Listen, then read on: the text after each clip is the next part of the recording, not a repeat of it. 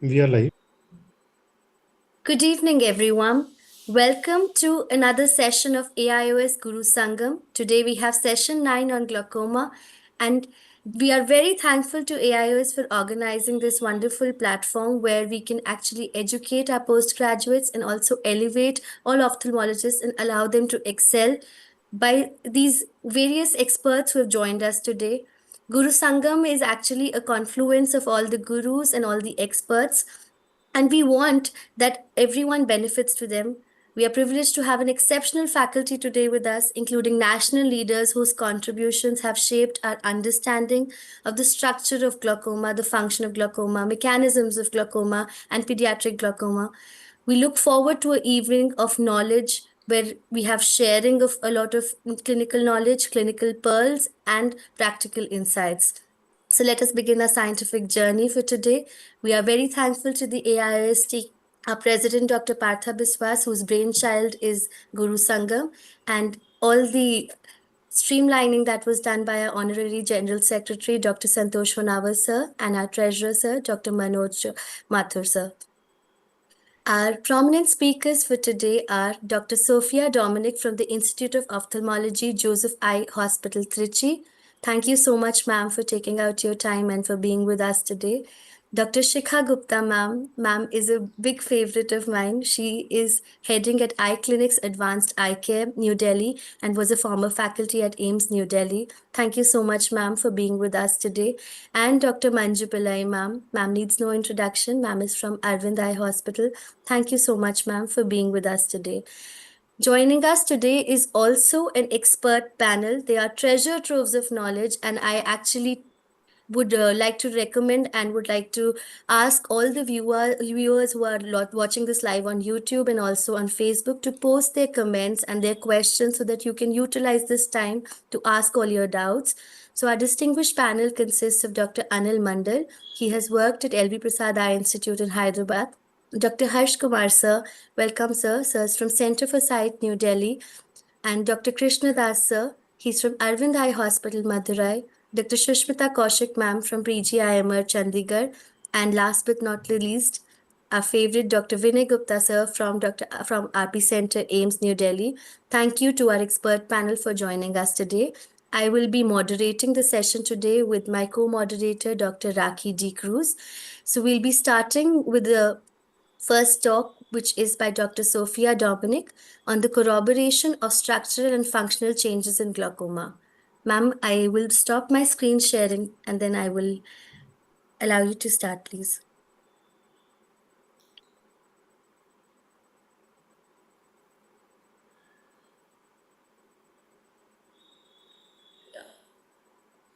Good evening to all. Am I audible, Arshi? Yes, ma'am. Ma'am, please start. And my screen is also visible. I guess so. Ma'am, screen is not yet visible. Okay.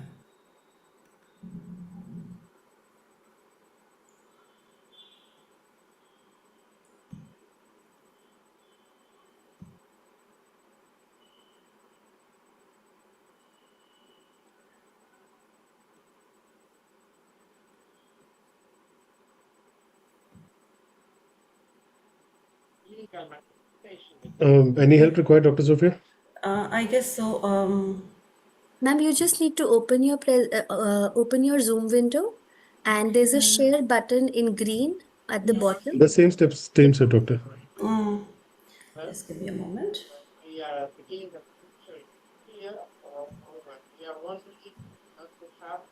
The green button, 6 o'clock on the Zoom window. Yes. It says share. Okay.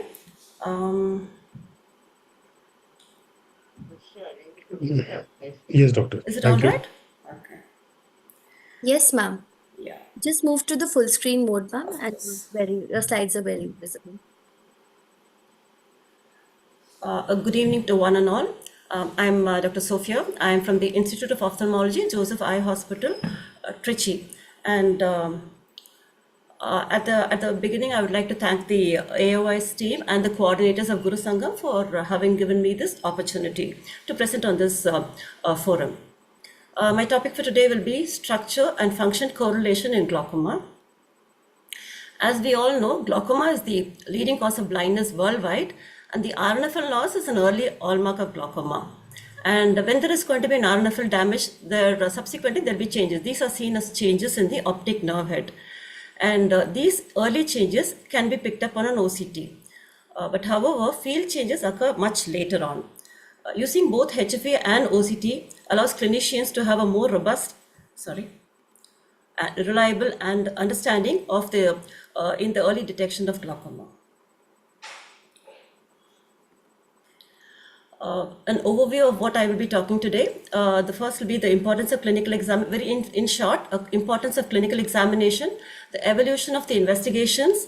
Why do we need a corroboration between HFA, OCT? And I'll be presenting case scenarios of classical glaucoma subjects and atypical cases where we have a suspicion of glaucoma, and finally the take-home points. So the evaluation of glaucoma is not a one-step process. It involves a very good history taking, including the patient's complaints, the presence of a family history, a torchlight examination to assess the pupil, anterior segment examination by slit lamp, intraocular pressure measurement by a Goldman applanation tonometer, which is corrected for corneal thickness, an angle assessment by gonioscopy, stereoscopic examination of the optic nerve, ideally with a 78 diopter lens, field analysis by HFA, and finally the OCT. Why do we have to have these investigations? They help in the diagnosis of glaucoma as either primary or secondary, or if it is going to be an ocular hypertension or a low tension glaucoma, to rule out other causes of suspicious cupping, to determine the stage of the glaucoma, and to decide upon aggressiveness of the treatment in any given subject. A few slides about the background and evolution of a glaucoma examination. In the year 400 BC, Hippocrates was the first one who recorded the existence of a condition called glaucoma. Then in the 18th century, the eye was found to be tense, they saw a greenish hue, and hence they named it glaucoma. By 19th and the early 20th century, the initial IUP estimation, which was done by a finger examination, was replaced by the invention of the Donders and subsequently Maklakoff shears, and finally the Goldman applanation tonometer. 1851, we were fortunate that Helmholtz invented the ophthalmoscope, which helps us to helped them to see the optic nerve head and to assess the damage because of the glaucoma. In 1940, Goldman invented the bowl perimeter, and in 1984, the first commercial HFA model came out. It was only in 1991 the OCT was developed as a means for non-invasive, objective, accurate, rapid, reproducible, and a quantitative tissue sampling. Nowadays, we have better OCT models which enable early detection of glaucoma as well as to monitor the progression. It helps in decision making as well as for early surgical intervention in needed patients. We have the HD OCT, the SS OCT, EDI, the macular GCC, disc angiography, and finally the compensated RNFL measurements. However, each test, any of these tests, they are 100% not accurate. So what are the fallacies with the HFA? It tends to be a subjective test. It is results. The results are based on the patient's response, and they can be troublesome to interpret in the presence of media opacity such as cataract or the presence of high refractive errors. And of course, we have the patient-related artifacts like the reliability being poor or over-anxious or an inattentive patient. And of course, there's going to be a learning curve with the HFA. And on the technical side, there can be an incorrect entry of the refraction, the presence of a litosis, rim artifacts, myosed pupil, which can cause a field constriction, and the duration of the test. So how have we made it easy? By shortening the duration of the test, like using the 24-2 program, or nowadays the CETA Faster can be used for patients who have already undergone a field testing. And to overcome errors due to the use of trial lenses, the liquid lens technology in the HV3 model helps us. And for convenience of the patient, also we have the head-mounted portable devices where the results are quite comparable to the HFA. OCT also, although there is a lot of improvement in the technology, it does not adjust for the ocular biometry and the morphology such as the optic disc size or the retinal vessel position or the refractive errors or the axial length. So this reduces the precision of the RNFL thickness that is measured. And of course, the retinal vessels also, they tend to reduce with age and the presence of other systemic comorbidities, which can also reflect on the RNFL thickness value that we get. So they have come out with a compensated RNFL. This is an advanced post-processing software which applies a statistical model to the raw OCT data to account for the individual anatomical variations or the confounders as mentioned previously. So why do we have to have a structure and function correlation? The diagnosis of glaucoma per se is like a puzzle. All the pieces need to fit together properly. The RNFL OCT helps to determine the structural damage. HFA helps determine the functional damage. And there is a need for corroboration of the optic nerve head analysis, the HFA and the OCT, which becomes an absolute necessity, both in the diagnosis as well as to determine the progression of the disease. The HFA and OCT give test reports based on the comparison to normative data. So as a standalone modality, they may not be completely reliable for a diagnosis. They have to be corroborated with each other and with the clinical findings in any subject. Such a corroboration is of particular use in glaucoma suspects. This is a Garvey Heath map which illustrates the topographic representation, the correspondence between the regions of the optic disc and the corresponding visual field locations where a defect can occur when there is going to be a damage in a particular portion of the disc. And as I said, the optic nerve head evaluation, that is the first and foremost after the intraocular pressure measurement and the gonioscopy. So we need to know how do we assess an optic nerve head. We need to know what is normal before we identify what is abnormal. On the left side, on the left eye over here, it shows the normal appearing optic disc with everything, color, the margins, the cup-disc ratio, the peripapillary region, all being normal. Whereas the right eye here shows the enlargement, a vertical enlargement of the optic nerve head, along with an RNFL thickness, RNFL nerve layer defect, which can be seen superotemporally and inferotemporally. Only when we know what is normal, we can identify the abnormality. And similarly, HFA is an excellent test, but then there are many points to it and many portions of the test. The first is the normative data of the patient, which is entered, and then the reliability indices and the probability plot and the Anderson's criteria. All these will have to be taken into account when we interpret a field report. And the OCT, again, we have the RNFL thickness map, which has a characteristic hourglass pattern in a normal individual, which is lost when there is a glaucomatous damage. And the RNFL deviation map shows us how much this particular report will vary from a report of a normal patient. On the right-hand side, we have the right-hand side of the screen. We have a normal report. On the left side, it is a patient with the glaucomatous cupping showing a characteristic change in the RNFL, the hourglass pattern being lost, and the RNFL deviation map showing a significant change in the superior and the inferior quadrants. A structure function map, as we see on the screen over here, where we have the optic nerve, the picture of it, and we note a nerve fiber layer defect in the inferotemporal quadrant. When we look at the field, there is a corresponding superior field defect. It is more like a nasal step, but it corresponds to the region of the NFL defect, and the OCT showing a corresponding defect in the inferotemporal region. So able to correlate all these will help us to come to a diagnosis. I'm going to present a few case scenarios. The first is an absolutely normal optic nerve head and HFA and OCT. This is of a 23-year-old female, IOP being normal and everything else being normal. So this is how it is going to be when it is a normal patient. So we see a normal appearing disc, a normal appearing HFA, and a normal OCT. The second is about of a 57-year-old male whose intraocular pressures at presentation were 24 and 26 in the right eye and the left eye with an open angle. This was the optic nerve head. The right eye showed a 0.5 cup with a normal appearing neuroretinal rim, whereas in the left eye we are able to make out around a 0.7 disc, a 0.7 cup with a inferotemporal nerve fiber layer defect. We went ahead and did a HFA. HFA in the right eye appeared to be all right, but in the left eye we found a corresponding early superior arcuate scotoma. And the OCT over here, 1 minute.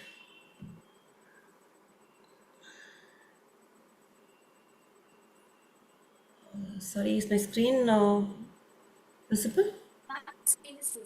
And We can see it. You're audible. Just a minute, I'm not able to see it. Yes. It's okay. Please take your time.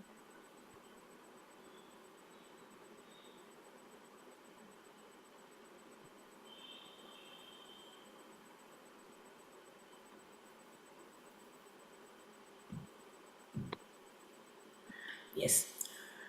Okay, and the OCT in this patient showed the right eye was normal and the left eye showed a corresponding inferior thinning. Again, over here, when we look at the OCT picture, a quadrantic distribution shows an inferior thinning, but characteristically, a clock-arc distribution shows an inferior temporal thinning, which corresponds to the nerve fiber layer defect in the left eye. However, we were worried about the right eye, which showed a very small, when you're looking at the 24, the segmentation of the OCT in the inferior region, a small area of thinning was noted. Maybe this was corresponding to the paracentral scotomas, which could be made up on the, made out on the HFA.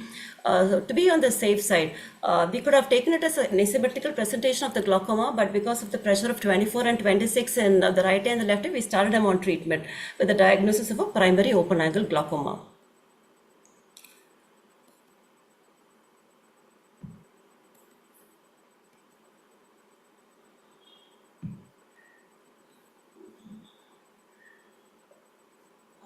Arshi, I'm not able to go to the next screen. Why don't you just exit the window and try again if your computer is hanging? Yes, okay. Okay. Should I share it once again? Okay.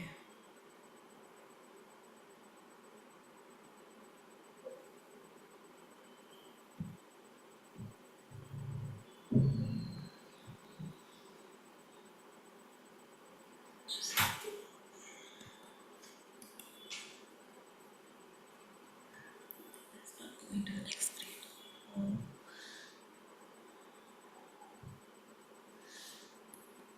Okay. Okay, the next is a case of a 56-year-old male with intraocular pressure of 36 in both the eyes. This was a case of a primary angle closure glaucoma post-YAG-PI status. And the right eye, we could see an advanced glaucomatous cupping with the superior, inferior, and the nasal side, the temporal side being thinned out. And on the left side, it was a 0.7 to 0.8 cup with a superior and an inferior notch. A field over here done showed a right eye biarcuate scotoma, but of course, because of the advanced nature of the cupping, the pattern deviation could not be we could not get a recording. And in the left eye, we were able to we got a biarcuate scotoma. The OCT in this patient showed a global thinning on all the quadrants, which corresponded to the optic nerve head findings. And this patient was started because of the young age of the patient. He was started on a combination of anti-glaucoma medications where we plan to keep the IOP in the low teens. The next is a case of a 62-year-old female. The intraocular pressure was 18 in the right eye and 14 in the left eye, open angles on gonioscopy. And again, the patient had an advanced cupping in the right eye and in the left eye also. The field which was done showed a biarcuate scotoma in both eyes and OCT showing a global thinning of the RNFL. But this patient had a IOP or presentation of 18 and 14, which gave us a diagnosis of a normal tension glaucoma. And because of the advanced nature of the cupping, we wanted to maintain the intraocular pressure at the very low teens and started her on a prostaglandin analog. So in all of these patients, we were able to see a good correlation between the optic nerve head changes, the OCT changes, and the HFA changes. The next is a 50-year-old male who was a known case of glaucoma, was using prostaglandin analogs, and the intraocular pressure was 16 and 18. Upon presentation, he came to us with the defective vision in the left eye. This was the optic nerve head change finding, which showed in the right eye bipolar thinning, as well as in the left eye, there was an inferior thinning with the corresponding RNFL defect. Fields were done which showed a right eye a biarcuate scotoma, and in the left eye, corresponding to the inferior notch in the optic nerve head, we were expecting to see a superior arcuate scotoma. But what was surprising is we found another defect in the involving the left-hand side of the inferior field. An OCT was done which showed a thinning in the superior and in the inferior quadrants. But however, this was a known patient with glaucoma, but because of the nature of the inferior temporal field on the left hand side, which was having a vertical cutoff, we suspected a neurological field defect which was overlapping the glaucomatous field defect, and went ahead and advised imaging. And the imaging showed a hypodensity in the right parieto-occipital cortex, that is the right MCA territory, in fact, which possibly was causing the left homonymous inferior quadrantanopia. This patient was asked to continue the anti-glaucoma medications and was referred to the neurologist. Now coming to the glaucoma suspects. So right now we have seen the classical presentation of an ONH finding with a corresponding HFA and an OCT finding.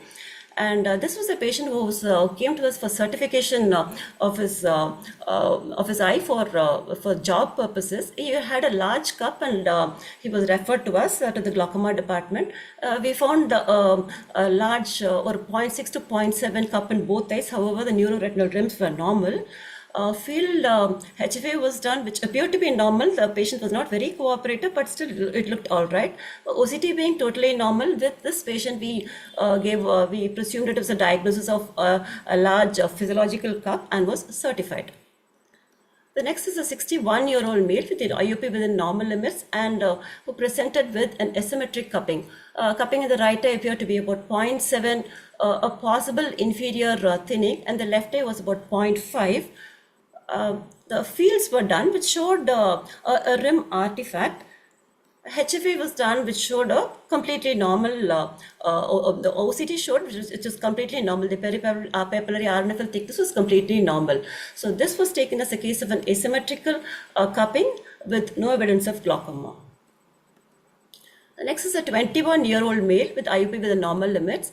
Not much of cupping was planned for a LASIK, but because of the slightly enlarged cup disc ratio, he was sent to us. A HFA was done which appeared to be normal, but however the OCT showed some changes. But when we look at the optic nerve, there seems to be an peripapillary atrophy, and he was a moderate myope of -4. This peripapillary atrophy could have been the reason for the changes on the OCT. With the HFA being normal, he was given the go-ahead for the LASIK. The next is a 45-year-old female. IOP in the right eye was 16 and left eye was 18, with a family history of glaucoma. This subject had an asymmetrical cupping. The right eye was about 0.7, a healthy appearing neuroretinal rim, and the left eye was about 0.5. Fields were done which showed a kind of a biarcuate scotoma in the right eye, and the left eye was, it was a very poorly reliable field. OCT, the left eye was normal, but the right eye showed a temporal thinning. This could be attributed that the field changes here were possibly because of the poor reliability. The patient had not been able to do it well. There was a high false negative and a fixation loss, both in the right eye as well as in the left eye. This temporal thinning was not found to be of any significance, and she was advised a periodic follow-up. The reason being there was a family history of glaucoma. We had a 21-year-old female with IOP with the normal limits with a disc pallor. She was a high myope with both eyes -8 diopter sphere glasses. HFA was normal. The OCT showed some changes, possibly because again of the high myopia causing the peripapillary atrophy. This again was not a case of a glaucoma, but because of the disc pallor, it was sent to us. The HFA being normal and the OCT changes corresponding to the peripapillary atrophy, she was given glasses.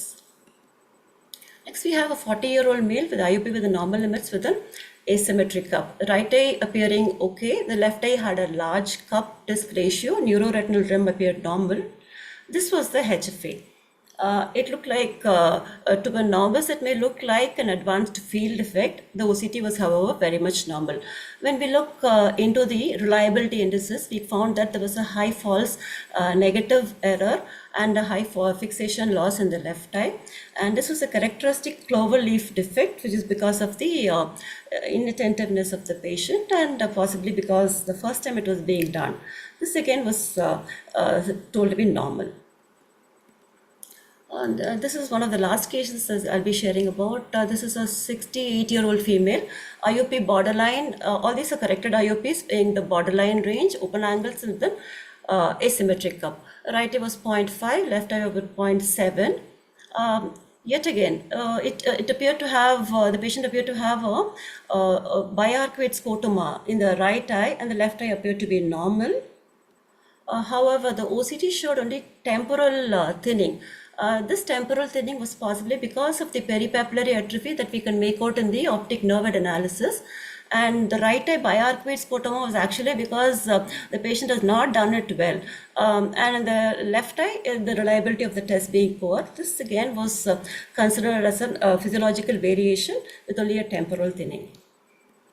This must be my last case, a 55-year-old female with normal intraocular pressure, but however had been using timolol for a long time.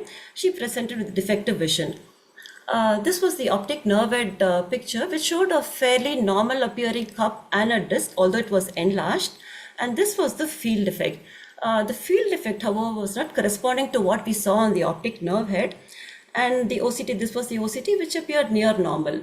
On looking closely, we can see that this is a characteristic neurological field with a right homonymous hemianopia, and she was sent for imaging, which showed a hyperintense patchy lesion in the left temporoparietal region, which was possibly contributing to the right homonymous hemianopia.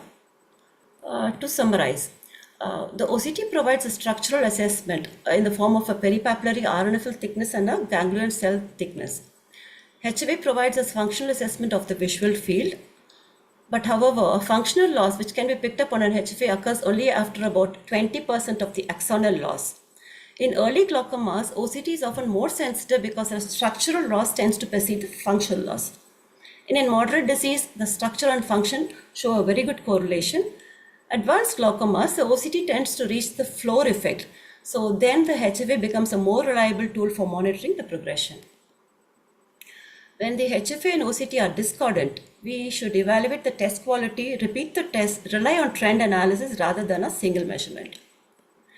I would like to conclude by saying a structural loss as picked up on the OCT and a functional loss as seen on the HFA in glaucoma are related. They should be used together for an accurate assessment. A sectoral or a localized structural analysis rather than global averages improves the structure-function correlation. Adjusting for anatomical and demographic factors in the form by using a compensated RNFL and using advanced imaging enhances accuracy, especially when there is an atypical eye such as high refractive errors. Longitudinal monitoring with both HFA and OCT increases the likelihood of early diagnosis, detection of the progression, and emerging AI-based mapping between the OCT and the VF offers promise for the future. Thank you for a patient hearing. It was very lucid, very clinically relevant, and especially that the cases that you've shown, I think they're very beneficial for people who are beginning their glaucoma practice, especially for postgraduates. This is the key area where they get stuck about where to assess whether there is glaucoma or not, where it's just the physiological disc. I would like the experts to offer their comments. Dr. Harsh Kumar, sir, please. Thank you, Arshi, and thank you, AS, for having us here. And wonderful presentation, Sophia. I think if you have so many lovely cases, it was really great. That was Thank the you, best sir. thing, the cases. Thank you, A sir. couple of things I just want to clarify.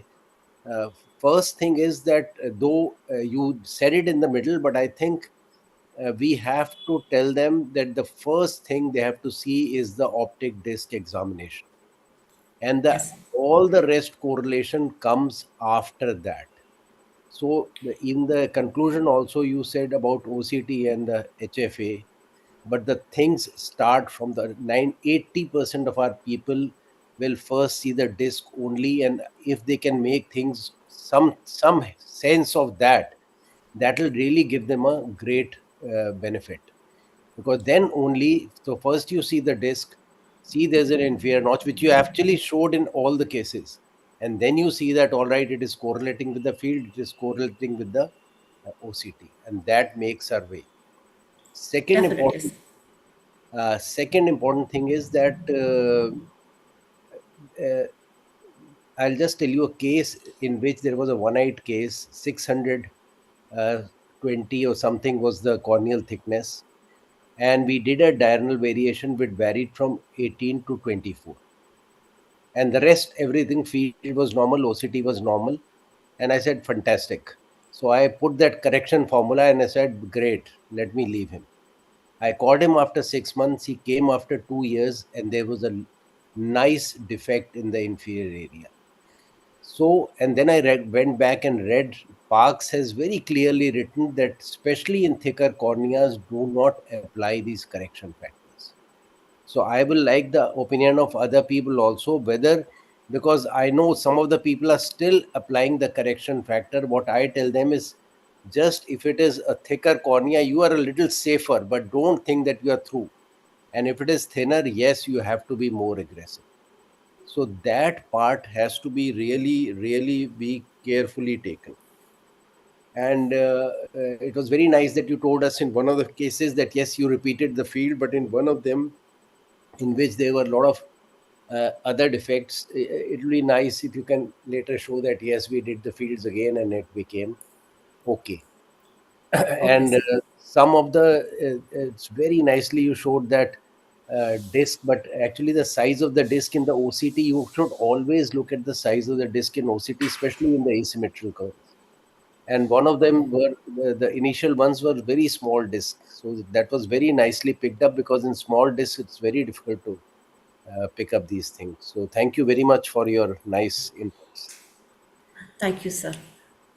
The CCT, as sir said, maybe we should not be using it as a factor to say that the patient's IOP is within the normal range, and we should be following up the patient at much more frequent intervals and maybe start treatment at the earliest. Thank you so much, sir.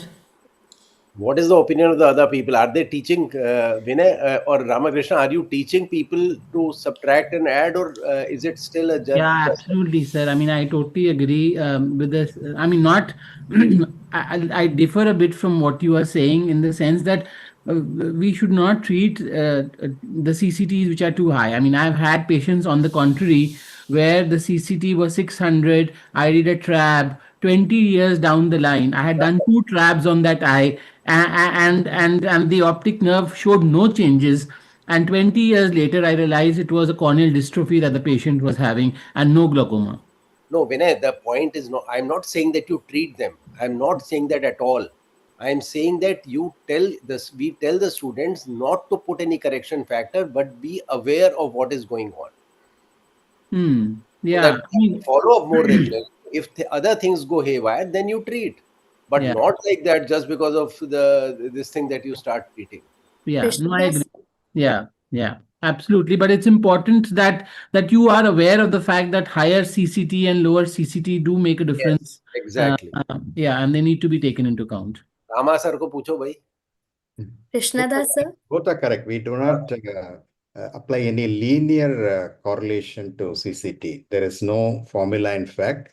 But as both of them said, a thicker cornea means we can take a little bit easy, meaning that we are actually overestimating the intraocular pressures. So you can go a little bit flexible and lenient on reducing or reaching the target pressure. That's all the information that corneal thickness gives. And you need to remember that those thicker corneas little more protective. The optic nerves are a little more protective. The thinner corneas are highly little more prone for progression at given intraocular pressures. That's what you need to understand. Otherwise, there is no linear correlation between CCT and IOP, and there is no use of correcting it based on CCT. Sushmita ma'am?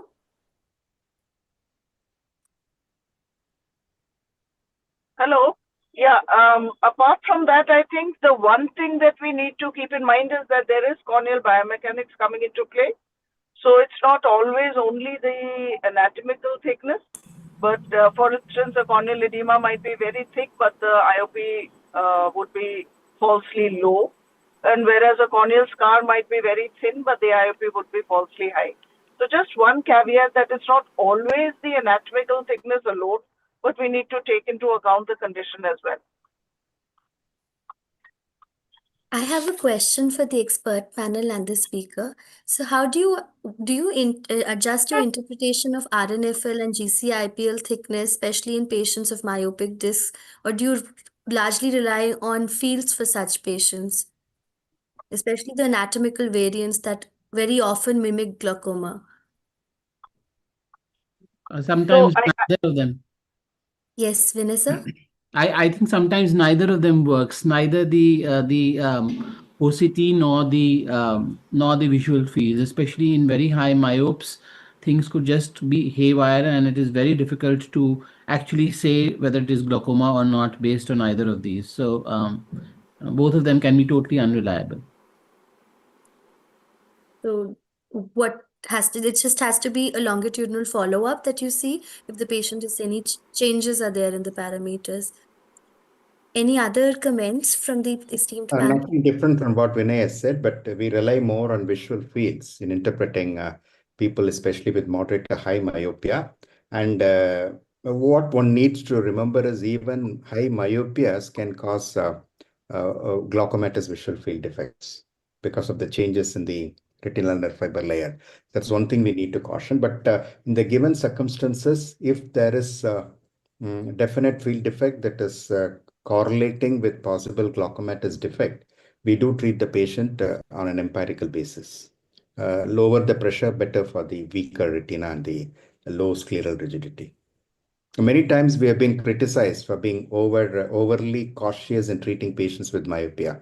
The high myopic patients present with the typical occult field defects, but it's very difficult to correlate those field effects with the optic nerve head changes, the neural rim changes, because of the highly myopic discs, tilted discs. So you need to take into account all the risk factors, the corneal thickness, the axial myopia, more axial, the higher the axial length, the higher risk, the intraocular pressure. And as Sushmita said, if you have access to corneal biomechanics, yes, take into account the family history. You take all risk factors into consideration, and based on IOP and visual fields, you decide to treat or to observe. All right. Thank you, sir. And for early to moderate glaucoma for the entire panel and our esteemed speaker, are you using pano maps? Have you seen that there's a change in your patient management after using this, your experience on it? I don't think how many of us regularly use pano maps. No, I haven't used it. Okay. No. But one point Arshi, I have to make, because there may be some people who are not too experienced. For God's sake, don't start treating the red disease. Every day I get a patient who has been told with just a little bit of red in the OCT, one or two quadrants, everything else is normal, and that is, even the disc is absolutely normal. And he's been scared so much that you have lost so much and this thing. So please, for God's sake, unless, okay, if there's an early change in OCT, you can follow it and see. But unless it is correlating with the visual field changes, it is correlating with something wrong in the disc, you cannot start treatment. Just to add to Professor Harsh, OCT changes may not happen only because of glaucoma. RNFL learning can occur in other neurological diseases, so we need to have that in mind as well. Right. Absolutely. Thank you again to Sophia ma'am for setting the academic tone of the meeting today so beautifully and for framing the key features of the disease. And over to my co-moderator, Dr. Rakhi, to introduce our second speaker, esteemed Dr. Shikha ma'am. Good evening, everyone. Good evening to all speakers and panelists. So, next speaker for today is Dr. Shikha Gupta. She's currently working at Eye Clinics Eye Hospital, New Delhi. She was an ex-additional professor of glaucoma and cataract services at RP Center AIMS. She has numerous awards and accolades to her honor. Over to you, ma'am. She'll be talking about primary angle closure glaucoma, relieving the angle. Thank you. Ma'am, your screen is in full screen mode.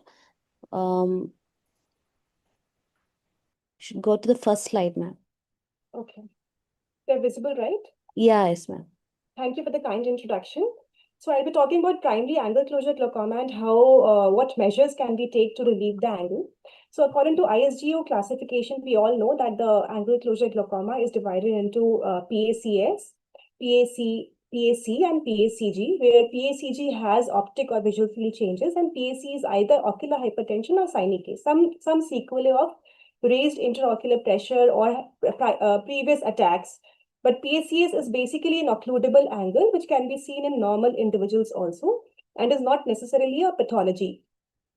So this is again the same thing where PACG needs to be treated rigorously with medical management or surgery. Similarly, when there is ocular hypertension or some telltale signs of past evidence of angle closure, we need to treat it. PAC with only synechia formation PI would suffice, and PACS in some very particular cases we may need to carry out selective peripheral iridotomy. So gonioscopy is a key feature of determining whether there is angle closure, and there can be different presentations of angle closure. This is an occludable angle which, when manipulated or indented, we can see some goniosynechia are there. This is a permanent synechia formation which are broad-based pairs. And this is, of course, we can't see any of the angle with complete zipper close angle of the closure of the angle in chronic angle closure glaucoma. There are various types of angle closure glaucoma that can be differentiated based on both UBM and gonioscopy. So there could be cases of pupillary block glaucoma where the whole of, because of the increased lenticular pressure, the whole of the iris and goes forward because of the lens. There could be S-shaped configuration, the plateau iris configuration, where the ciliary processes are also rotated little anteriorly. There could be pseudo-plateau iris configuration, which again, we can see some S-shaped configurations, but with some bumpy areas where there are cysts present in the ciliary body. And of course, there could be increased lenticular, exaggerated lenticular vault, which can lead to complete closure, looking like over the hill kind of a pattern. So it is important to differentiate between different causes of angle closure based on the different pictures of both UBM and the gonioscopy, because the management differs in all of these different types of glaucoma. So ASOCT also comes in very handy in determining, because management also depends on a lot of on these biometric parameters, of which we have ACT. The shallower it is, the worse prognosis, and we need to treat it more urgently.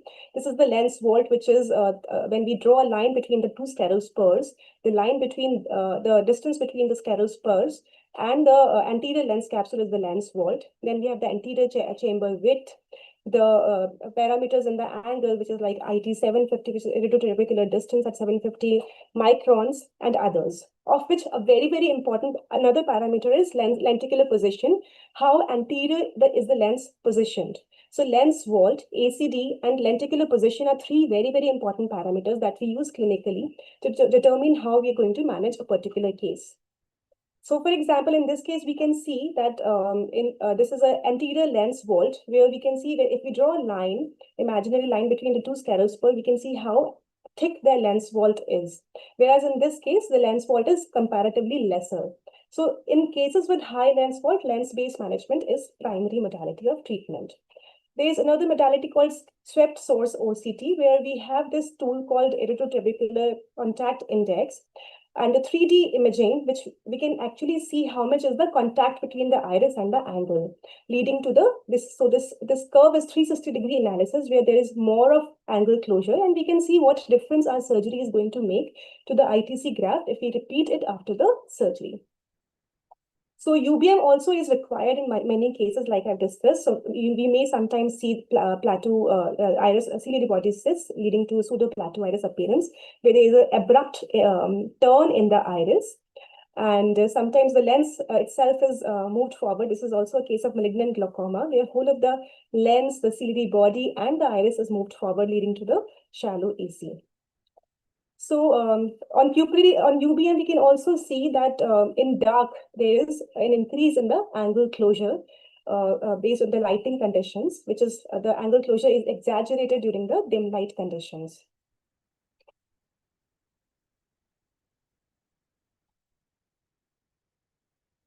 So sometimes intraoperatively, when the cornea is edematous or we're not able to see the angle structures clearly, endoscopic angle visualization can also be done, and it can also be used for doing ECP. So other than the three different stages, we also have a very important stage of presentation of acute angle closure glaucoma, where the patient presents with corneal edema, glaucoma flecken, and with very, very high pressures, and we need to treat him urgently in these cases. So it is seen when the patient presents with acute angle closure, it may progress to chronically raised IOP in 71% of the Indians if it is not treated at that time.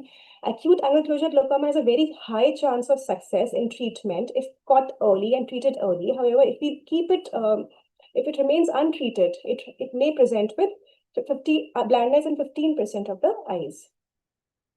So what do we do in these cases? European glaucoma guidelines recommend doing laser peripheral iridotomy in cases of acute angle closure glaucoma, and even with cases of acute or chronic angle closure glaucoma because of high levels of safety and fewer complications. However, it is much more successful, the results in IOP lowering and preventing further angle closure attacks, if we perform it in acute angle closure glaucoma compared in those eyes where they are formed and established synuclein, where it may not work as much. So when a patient with acute angle closure glaucoma presents, we first have to lower his IOP before proceeding to any other intervention, clear the corneal edema by various measures like giving him systemic medications to lower the IOP like mannitol, acetazolamide, give him topical glaucoma medications, and then maybe do an AC paracentesis if these measures are not helpful. If we feel that now the patient has clear cornea and the structures, iris crypts are easily visible, then only we put him on pilocarpine. Otherwise, it may sometimes exaggerate the acute angle closure glaucoma. So let the pressure become lower, let the cornea become clearer, and then only we proceed for laser peripheral iridotomy, and also perform the laser iridotomy in the fellow eye, which is very, very important because the fellow eyes may turn into acute angle closure glaucoma similarly if not treated in time. Sometimes in eyes with plateau iris, a PI may not help relieve the high IOP. And in those cases, we have to consider that they may be eyes with plateau iris. So it is a telltale sign that if the PI is not working, it may be plateau iris and we're not able to see the angle structures. So we may proceed with peripheral iridoplasty. And if we see that the lens vault is high, the lens is relatively anteriorly positioned, and the IOP is not coming down with any of these measures, we can actually go ahead with lens extraction with IOL, with adjunctive procedures like MIGS or goniotomies. So we have for laser iridotomy, we have to find a suitable crypt and pre-medicate the patient, use the ND-YAG laser. So a superior site is usually preferred so that it doesn't cause any glares or halos from the light entering the peripheral PI. And keep the energy initially at high, and then once the PI is created, we can actually lower the energy and enlarge it a little bit. So endpoint is the gush of aqueous with pigments as well as deepening of the AC. In iridoplasty, we use a green laser, and then we place larger spots in the periphery using a gonioscope for a longer duration, so that not to create holes, but to burn the peripheral iris and flatten the peripheral iris curvature. So for PACS, in which eyes should we be treating? Because they are occludable angles, and there are 28 million PACS in China. So this was a Chinese study in DGO. So we cannot treat, the number needed to treat the PACS with YAG iridotomy is too large. So then came the ZAP trial, which was a Songshan angle closure prevention trial, which studied which PACS, whether PACS should be treated or not treated with laser iridotomy. And they considered eyes with bilateral PACS in which one eye underwent LPI, the other eye did not undergo any intervention. And they found that of the total eyes, 55 eyes developed PAS, of which 15 eyes had already undergone LPI and 30 eyes had undergone no LPI. Acute angle closure attacks occurred in one eye which had undergone LPI compared to 5 eyes which did not have undergone LPI, and the annual risk reduction was a meager 0.38% at 5 years, which was a very small number. So the factors was that they said that efficacy of LPI should be done, that increase in treated eyes at 2 weeks after LPI and decrease significantly at 18 months, and rate of narrowing of angle width in treated eyes was 1.28 degrees compared to a larger 1.68 degrees in the untreated eyes. And there was, of course, the absolute number was decrease in the acute angle closure was less in eyes which underwent LPI.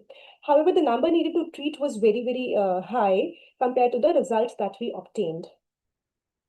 So though it is generally safe, so the recommendation is only in high-risk eyes, which are like fellow eyes of patients who had undergone acute angle closure glaucoma attacks, or those needing frequent dilatation, for example, diabetics, clear lenses which do not require lens extraction in near future, or have some symptoms or family history, or do not do regular follow-up, can be treated for LPI in eyes with PACS. Otherwise, we usually do not end up doing LPI in PACS. So when we talk about PAC or PACG, what should we do first, whether we should do laser peripheral iodotomy or phaco-IOL? So it's been seen in the study by Chen P et al. That early phaco-IOL is more effective in these eyes which have some telltale signs of glaucoma progression compared to LPI. And even in acute angle closure glaucoma, 71% reduction was there if the patient underwent phaco-IOL compared with those which underwent LPI. So comparing LPI with early phaco presented with better IOP reduction, better BCVA, fewer anti-glaucoma medications in the long term, less additional surgical interventions, and larger degrees of open angle, which persisted for the long time, compared to LPI, which still progressed despite having LPI in 1/3 of the cases.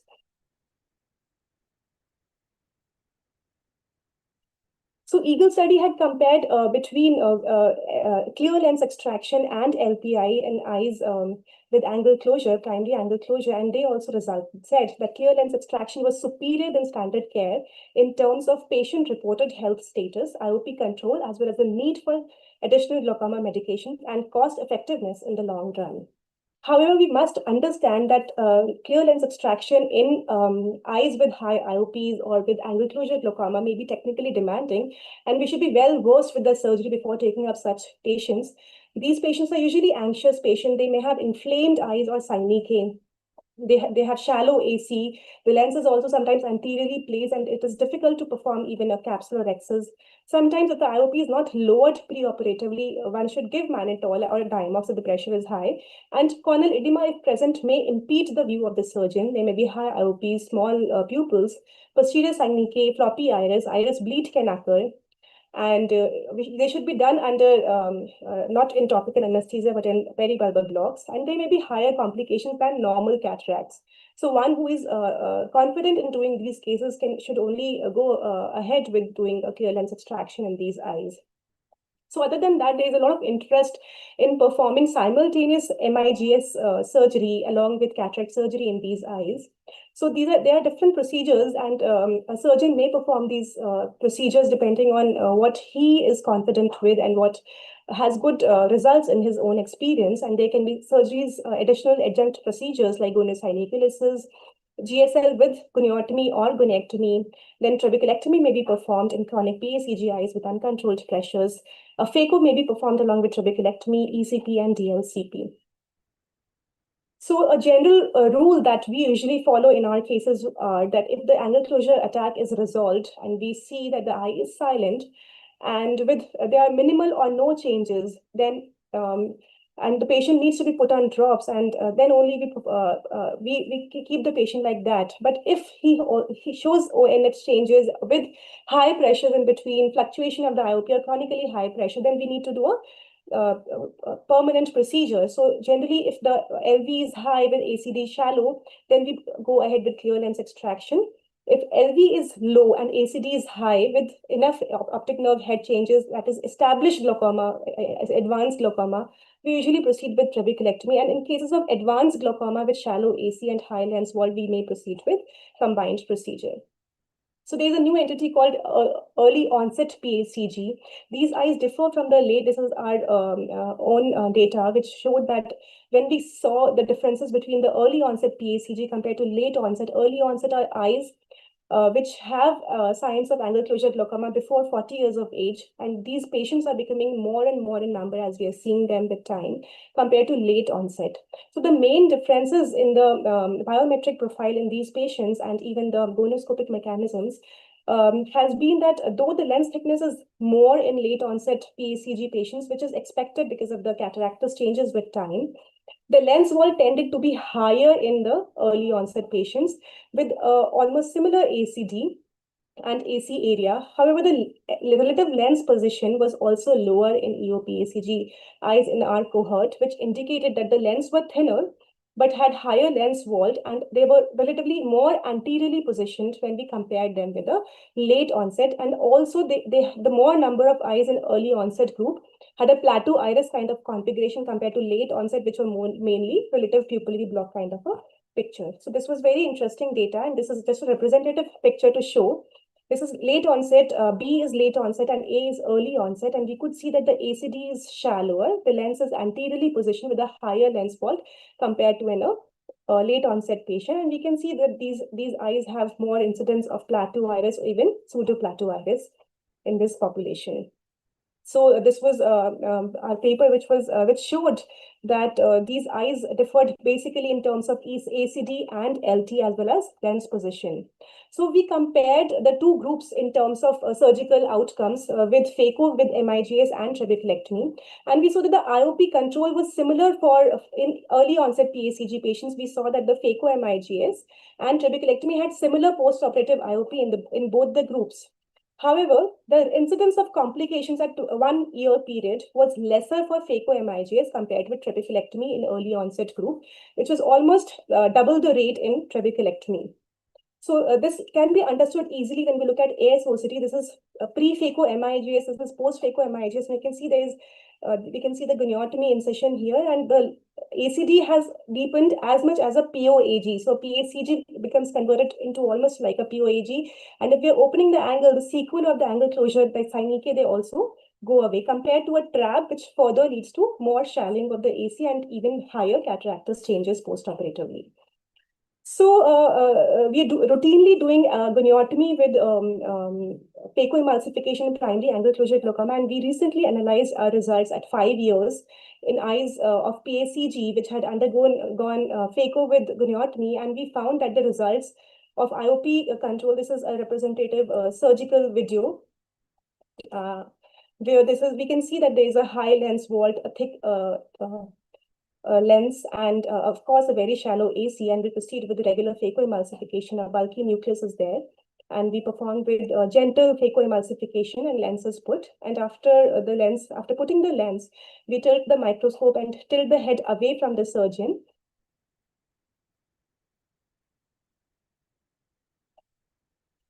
And visualize the angle.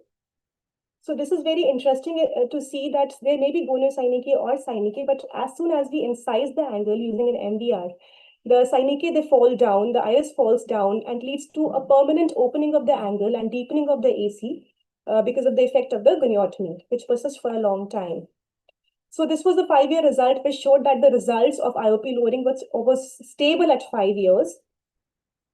Similarly, when we look at the absolute success and qualified success, they were stable after achieving what they had achieved in the initial postoperative period. Most of the eyes were stably controlled at 5 years, which means that they do have long-term changes, and none of the eyes lost vision. In fact, many of the eyes gained vision after this surgery. So in cases, sometimes bleeding may occur, and we usually perform irrigating band surgery where the blood which is accumulating can be washed away with the help of irrigating cannula. We just put another, the needle that we are using is connected with the irrigation cannula, and we can see that the blood which is coming is being washed away simultaneously, leading to less cases of abandonment of surgery because of bleeding during the MIGS. So there's a physiological proof that when we do this surgery, there's an increase in the aqueous plexus. I've seen on ICG angiography in these eyes. This is falling GAT. There's increase in plexus all over circumferentially. This is pre-GAT, this is post-GAT in an angle closure eye. You can see that the cornea is a little smaller than what it usually is. And even for advanced PACG, when the patient needs to undergo cataract surgery, MIGS is a good option in the sense that it may reduce the number of medications that the patient is on, and it is no more a taboo that advanced angle closure glaucoma eyes should not undergo MIGS, and rather trabeculectomy should be the procedure of choice. Similarly, we have seen that in man-ophthalmos eyes, which are a variant with smaller axial length, the MIGS surgeries with phacoemulsification work very well. They usually have plateau iris as gonoscopic picture. So this was a result. So sometimes we do need to do trabeculectomy in advanced glaucoma patients with repeated attacks, IOP uncontrolled, and the patient has clear lens, doesn't need to undergo advanced glaucoma, doesn't need to undergo cataract surgery. So trabeculectomy is done, and we usually perform pneumatic trabeculectomy in these eyes, where we put an AC maintainer at continuous infusion of air, which leads to which prevents the collapse of anterior chamber in these cases. Phacotrabeculectomy can be performed when the glaucoma is advanced and the lens has high lens vault and is anteriorly placed. So both the surgeries can be combined together. So this is a normal protocol that we follow, that phacotrap is usually done when there is an indication for cataract surgery, other than there is advanced glaucoma with high dependence on drugs. So GAT can also be performed in eyes with advanced glaucoma, though we usually prefer to perform 90-degree or 180-degree of goniotomy in the primary glaucomas. So in eyes which have a poor visual potential, they can be undergo DLCP, and sometimes micropulse helps in tiding over an acute phase of inflammation when no surgery is indicated, and gives a good control in the transient period. To summarize, phaco-IOL plus adjuncts, they do offer long-term IOP control with lesser need for medications. However, patients should be made a part of the discussion and decision. Fairly experienced surgeons should perform phacoemulsification in acute angle closure eyes because of the different complexities in these eyes. However, phaco-IOL is a good option for those who are not willing to frequent follow-ups, lost one eye to advanced glaucoma, they're allergic to anti-glaucoma medications, have some cataractogenesis, they're non-ophthalmos eyes, or have lens vault more than 1 millimeters. Phaco should be performed after good IOP control on medications following acute attack. And LPI is still a very good option in younger patients with pupillary blocked without any chronic changes, as lens preservation can help maintain their accommodation. Thank you for patient listening. Thanks a lot, Dr. Shikha. It was a fantastic talk, and it was engaging and a well-structured presentation. Now let's hear from our experts on what is their preferred management options in PACS, PAC, and PACG cases, and how do they think that LPA, whether it's LPA which still stands a chance, or everybody is moving on to early lens extraction in these cases. Dr. Manju ma'am first. Manju ma'am.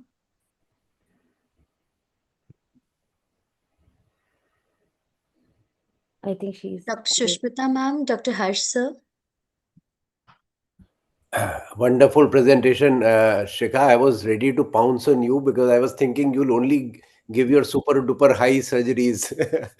But what a wonderful presentation. I am so happy that you clarified for everybody when the PI is to be done, because of all these bloody things, the most important thing is the peripheral iridotomy. So Yeah. when it is to be done, because yes, we are our indications have gone down considerably. And why? Because people should also understand, yes, you showed those two beautiful papers which clarified things for us, but one of the very important things is that most of our patients are pigmented, and there's high pigmentation, there's very few areas of crypts many a times, and you do an iridotomy and the pigment goes and settles, and the patient has come to you for refraction, and you send him back as glaucoma, saying that you are going. So you have to be very, very careful. And yes, our indications for doing lens extraction has become very, very important indeed. And but one thing I am angry with you, Shikha, you should have said about the peripheral iridoplasty in acute angle closure. And if you want any confirmation of that, ask Vinay, because Yeah. yeah, I think Vinay can tell exactly what happened. Yeah, I mean, I think Shikha mentioned about iridoplasty No, in acute not cases. an acute angle. I was very clearly looking there No, no, because I had never done it till I found a patient where nothing worked, and then I phoned Dr. Harsh, and Dr. Harsh said iridoplasty kar do. And my God, the next day his IUP was 10-12, and I tell you, it was a miracle. I mean, that I patient. remember that patient, sir. I know Shikha remembers that patient.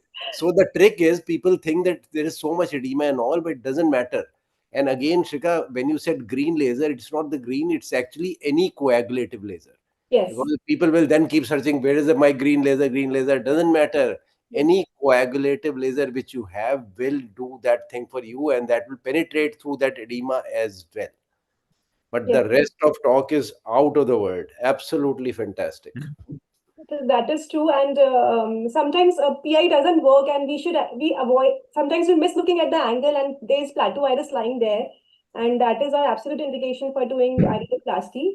But you've clarified, of course, that it should be done in the acute stages, which we sometimes miss. In fact, Yeah, many a times. you can try. And Dr. Krishna has a lot of, I think he has a couple of papers on iridoplasty also. So No, I think I don't. For quite some time, we have not been doing iridoplasty. It's 20, 30 years since I've done iridoplasty in acute angle closure. But I'm really impressed with the results that Vinay and Shika have been giving. But when nothing works, I'm sure iridoplasty has a role. there's It's no not harm trying. no, not even no harm.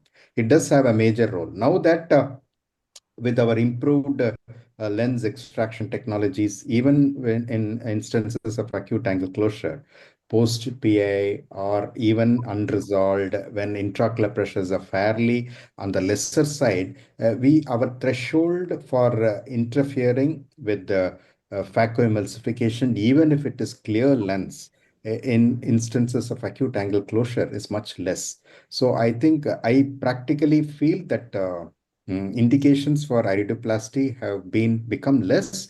Nonetheless, it is a very, very useful technique when available, and when nothing works, and or when you are a little hesitant to interfere with the lens extraction. I think it does. It's much more safer to lower the intraocular pressures than enter the anterior chamber than without. So I completely agree with the Harsh and Vinay. So one little point that especially when you are going to put the lens in these eyes, please be very careful because these are the axial length is less. So please be very careful. You have to put Holiday 2 or Hoffer Q. I think Shikha would be knowing more about it. So these Usually for non-ophthalmos, we do use these Hoffer Q formula. Otherwise, Barrett's is good enough for eyes. less than 22, they say that you should use these formulas. But it's I think you can tell better because So for 20 or less, generally we go for Hoffer Q. Otherwise, I Barrett's. agree with Shika, no, 20 or less. Most of our eyes will be 20, between 20 to 22. So when it is 20 or less, I think you should be using this formula more appropriately. otherwise Barrett will do. Yes, Yes. yes. Okay. One more point. Do you put monofocal lenses or would you put extended depth monofocal? So that is a study we are that's still going on. Dr. Vinay has become the PI as I left. So You don't We, want to tell the we results. still don't know. Yeah, we still don't. we started looking at early. So for monofocal are the best lenses, and enhanced monofocal, of course, can also be put. But we have to be very careful about the depth of glaucoma. If we are looking at severe eyes with involvement of the visual field scotoma to the No, no, center, no, no, no, no. We are other not talking about that. That is entirely different. That we know monofocal. But only when the eye is okay. There's eyes. nothing. Sorry, sir. Otherwise, the eye is okay. There's no field effect. So then even pure Cs are supposed to be have shown us good results, although we've put in 4 eyes so far. And the pure C is too With early. Yeah, it doesn't have long So results. we usually also do combine MIGS in these eyes. So when we're doubly sure that the eye is not going to progress and we have treated the eye well at early stage, done an MIGS, we don't leave him कि दवाइयाँ डालते रहो. अगर ऐसा case है कि borderline control है, echo कर लिया हमने, so it is not a good candidate because eventually even if the eye progresses to any kind of glaucoma, any kind of lens which has rings or which splits the light, is going to decrease the visual acuity of the patient. So that is not recommended. So we need to have a patient which is stable, controlled and early glaucoma for putting all these EDOF lenses. Otherwise, enhanced monofocal or monofocal. In hand monofocal, we usually put eye hands, or a simple monofocal lens would be good, a good candidate. For glaucoma, we are never sure if it's going to progress or not. So we have to be very, very careful when we are choosing our patients for EDOF lenses in glaucoma. So Mix, you showed this thing in goniotomy. But Yes, sir. isn't it incision going to close up? Because why not goniosynculitis along with either bang or KDB type of thing? So I'm so glad you brought up this question, and this is a practical thing that we have seen, that usually there is no requirement of doing a goniosynculosis when we are treating goniotomy, because this is what I've been teaching my residents also, that when we are making a goniotomy incision, it is usually at the anterior leaf of the anterior trabecular meshwork, and goniosyneclae are below this level. So if we touch them, there'll be more inflammation. So when we cleave the ATM at the upper border, everything falls down. The whole leaflet, it falls down. And the syneclae, which are at the trabecular meshwork, also fall down. And it increases the angle. And अगर हम pilocarpine दे देते हैं initial 4 weeks में, so the chances of reclosure in our study of 5-year long-term follow-ups with goniotomy only, without goniosynculosis in these eyes, we have found very good results. And those patients which did not respond to the surgery in the initial 1 to 2 months that we got to know, or even 6 months, they were the ones who failed eventually. The others, we did not see eyes which were successful in the initial period and developed syneclae later on. These eyes were not there, sir. So we had some 40, 50 patients in this cohort, which we could follow for 5 years. And the closure is not there because we are causing the fall down of the whole trabecular meshwork. I think Sushmita ma'am wants to say something. Yes, No, Sushmita. I think when there's chronic angle closure, we don't have a choice. I mean, if the angle has opened up with a cohesive viscoelastic, well and good, then you can go ahead and do the angle surgery. And I've always, and a lot of us who are doing angle surgeries with phacos agree that somehow the PACG works better. And my 2 bits to that would be, I think the outflow is better preserved in PACG eyes, and it's more a TM problem than a POAG eyes where the outflow is compromised more. And of course, the fact of the lens being removed in a PACG eye, somehow the pressures work much better there. But I've seen that if I cannot see the angle despite a cohesive viscoelastic and it has not gone down, I'd be very hesitant to do just an anterior TM. That's when, and it's so easy. I mean, even with your bang or Tanito hook, you just touch the iris and you can see the posterior TM, and I sort of strip it off. That's what we usually do, and we're happy with So it. for us, the indications of goniosynculosis are usually uveitis, where we have higher paths. They reach much more beyond the ATM sometimes, and there we definitely like to do a goniosynculosis. In usually primary angle closure glaucomas, it's very, very, very less percentage where we need to actually do a goniosynculosis. So that's been our experience. What is the final message? A So question. depending on whatever the surgeon finds, if goniosynculosis doesn't pose any problem, one can do if one is If you not can't see the angle, do it. If you can see the angle, not required. That's the final answer. Yeah, ma'am, Vinay That's sir, the Shikha final ma'am, Krishnadas sir, and Harsh sir. So, are you able to always get the strip out, especially in angle closure patients, irrespective whether you do a goniosynculosis or not? Do you always get the strip, or does it get stuck to the posterior part and to the iris if there's syneclae? The This issue is is here usually is seen with excisional procedures. Yes, excisional. It's excisional. yes. Yes. Yes, with excisional, like if we do a KDB in a You do a KTB, it's excisional. If you use something like a bang or a tenito, it still opens up the trabecular meshwork, cleaves the trabecular meshwork. Yes. So I was asking about a KDB.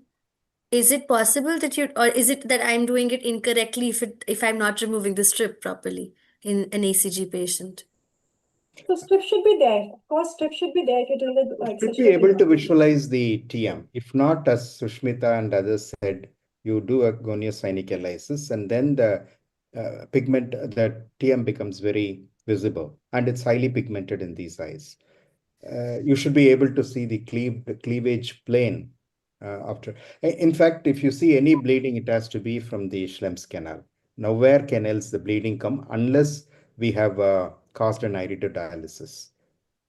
So if there is bleeding after your angle procedure, you have definitely cleaved the trabecular meshwork and you have opened And the. even to cleave very properly, it's just that the strip often stays attached to the iris. Doesn't matter. I think it doesn't matter. I Or think it it. doesn't matter. I think your phaco will eat it up, don't worry. All With the right. vacuum there, it just disappears. We've never If it- seen yes, strips if of it is TM loose and floating in detached, the it will. AC post-op. So I think they just eat it up. And one small point I tell my residents that when you do it, don't ever feel tissue. If you're feeling tissue, you're too deep and you're scratching sclera, and those are the eyes that bleed. You should just visualize it, and it is honestly like a hot knife through butter. You can't feel TM at all, but you can see it, see the cleft forming. Yes, agreed. If you are feeling anything, it's a sclera. I agree with. Thank you so much. Dr. Raki, anything that you'd like to add? You're muted.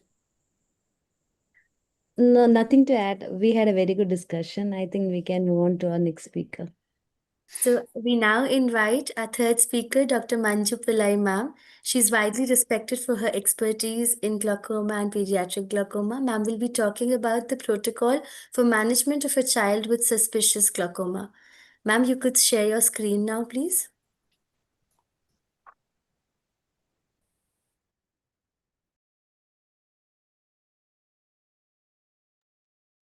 Screen is visible, ma'am. Full screen mode.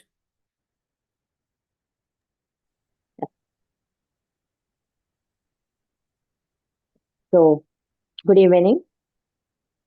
Ma'am, it's not gone to the slideshow yet. Yeah. Yes, it's now there. Okay. Yeah. So, good evening. My talk is about the protocol for management of a child with suspicious glaucoma. And the primary objective of treating a child is to normalize and permanently control the intraocular pressure by preventing the loss of visual acuity, as well as preserving the visual field and ocular integrity, and along with it, stimulating the development of binocular stereoscopic vision. So the Childhood Glaucoma Research Network has classified childhood glaucoma as primary childhood glaucoma, which contains both primary congenital glaucoma and juvenile open-angle glaucoma, and the secondary childhood glaucoma with all the syndromes, that is, with associated ocular anomalies, associated with systemic disease or syndrome, with acquired conditions, following congenital cataract surgery and glaucoma suspect. So the CGRN has proposed classification system. It has to define glaucoma if two or more are required. That is, if the IOP is more than 21 millimeter mercury with a progressive increase in the cup disc ratio, optic disc cupping with a cup disc asymmetry of more than 0.2 or a focal rim thinning, with a corneal finding with a hair striae and a diameter of more than 11 millimeter in a newborn, more than 12 millimeter in a child less than 1 year of age, and more than 30 millimeter in any age group. And with a progressive glaucoma or myotic shift with an increase in ocular dimensions out of keeping with normal growth, and if there is a reproducible field defect in an elderly child which is consistent with a glaucomatous optic atrophy. So if we have two or more of these, then we can call the child as having childhood glaucoma. So in the definition, nowadays, they say that the developmental and infantile glaucoma needs to be avoided, and we need to exclude all other conditions before labeling a child as having childhood glaucoma. While establishing diagnosis and determining progression, a prompt diagnosis and treatment can minimize visual impairment. Intraocular pressure measurement or optic disc appearance should be checked throughout the life of the child, and the intraocular pressure response in an anesthetic agent may be unpredictable, so we may have to use the same anesthetic for serial examination. Increasing corneal diameter is a hallmark of all forms of glaucoma, and serial measurements need to be taken to detect progression. And the central corneal thickness, its role is yet to be determined. Corneal diameter is a hallmark for glaucoma in infancy and childhood. Gonioscopy is crucial, however, we can do it only under EUA in small children. As far as possible, it's better to do a gonioscopy. Optic disc appearance is an important and sensitive parameter. And in elderly children, if they are cooperative, we can even take a fundus photography. Imaging has a limited role currently, and rapid changes in reflection and axial length is very important, as axial length outside normal limits detect progression, continuous enlargement of axial length beyond normal, and a progressive myopia is an additional evidence of progression. All these three indicates that it's an inadequately treated glaucoma. And intraocular pressure measurement is a key factor. As an accurate measurement of intraocular pressure is required as a basic requirement for diagnosis and monitoring therapy of childhood glaucoma. Measuring intraocular pressure is a difficult task in children, especially among infants and neonates. We use IK 200 in a small infant. Axial length, distensibility of the globe during childhood, it can be checked, has to be checked. The axial length can be checked either in the clinic or while doing an EUA and at 3 to 4 months interval. And axial length beyond normal limits, or when there is an incremental increase of axial length on serial review, or where there is an asymmetrical increase in axial length as compared to fellow eye, then it shows a poor intraocular pressure control. Reduction in axial length than the pre-op values and stabilization of serial axial length measurement shows a good intraocular pressure control. Here is a video showing the clinical evaluation protocols.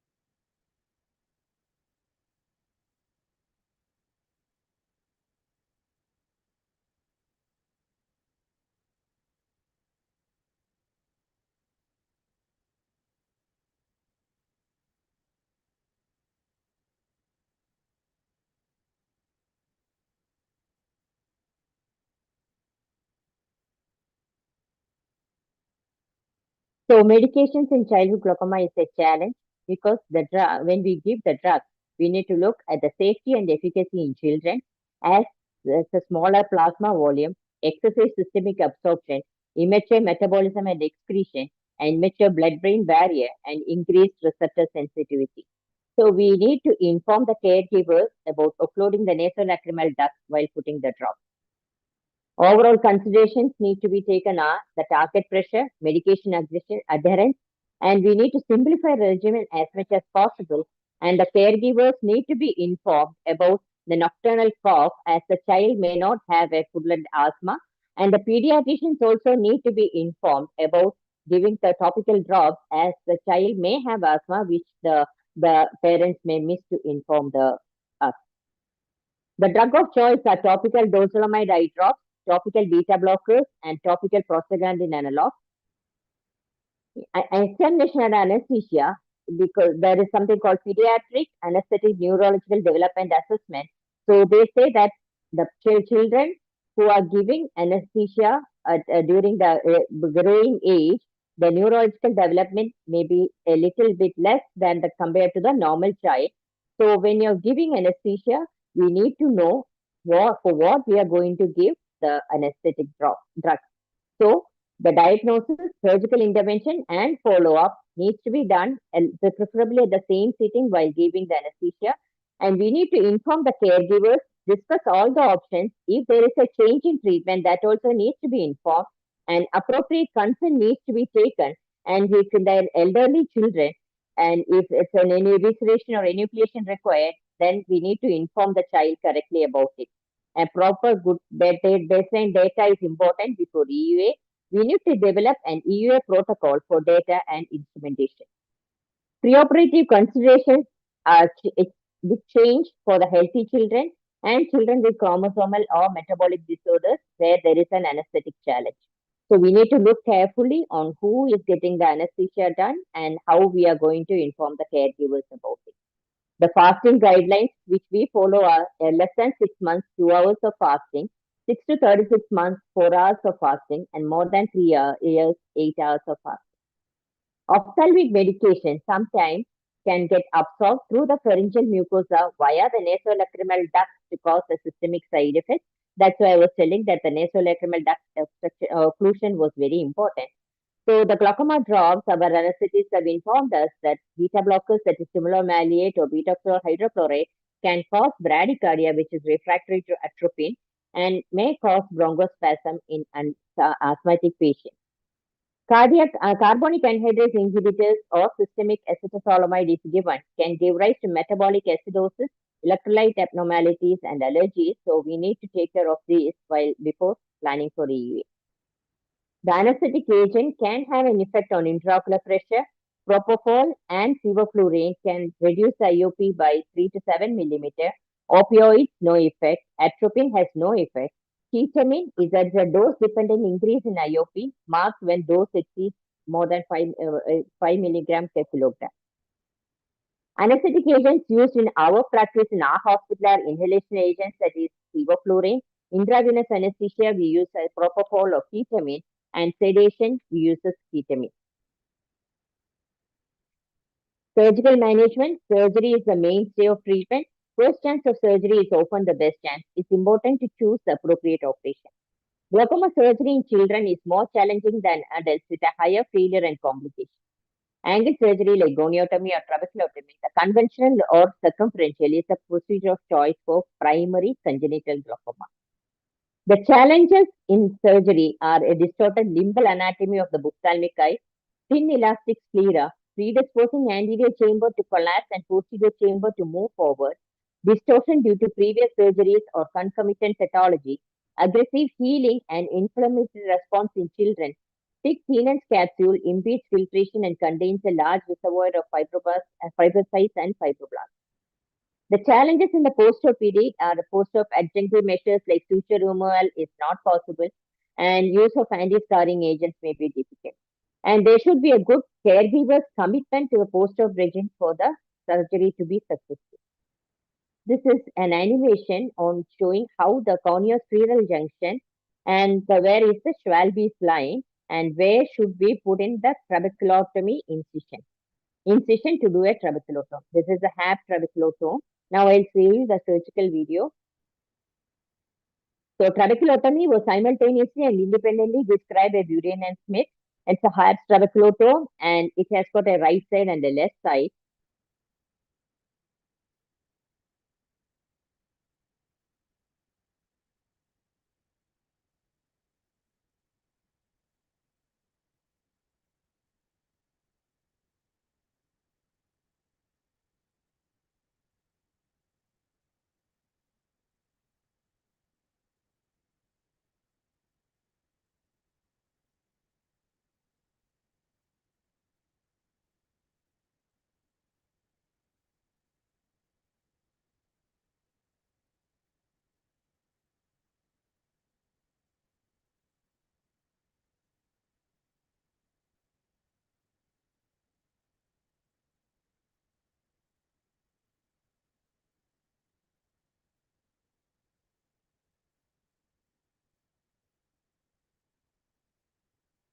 So this is the animation for showing trabeculotomy plus trabeculectomy, where the incision of the trabeculotomy is posterior and the trabecular mesh was cut, the punch is made a little more anterior to the trabeculotomy. And this is the surgical video showing the twin procedure, that is trabeculotomy and a trabeculectomy. And this is an older video, so we have used mitomycin as sponges. Nowadays, we use only injection.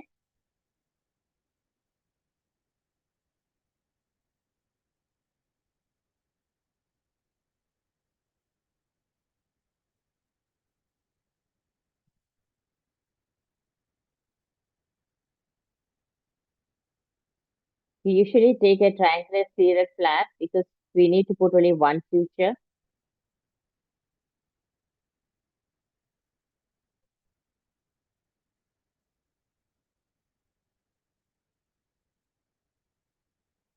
Identifying the anatomy is very important. That is how the textbook says the blue meets the white. And that area we have to put in an incision. And the seeping of the aqueous is noted. And that's where we have to introduce the HAP trabeculotomy. The left side trabeculotomy to be introduced onto the left side. And we need to look at the instrument in the anterior chamber and sweep into the ankle clearly.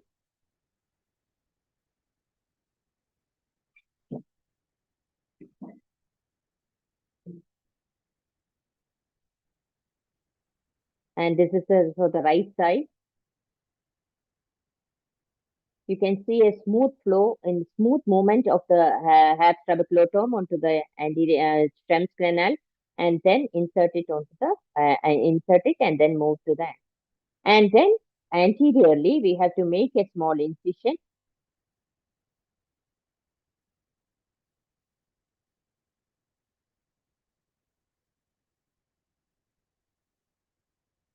And use the trabeculotomy to do the trabeculectomy.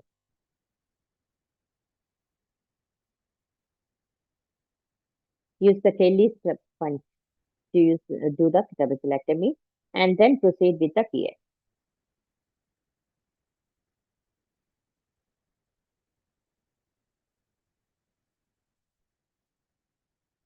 So the incision is very important.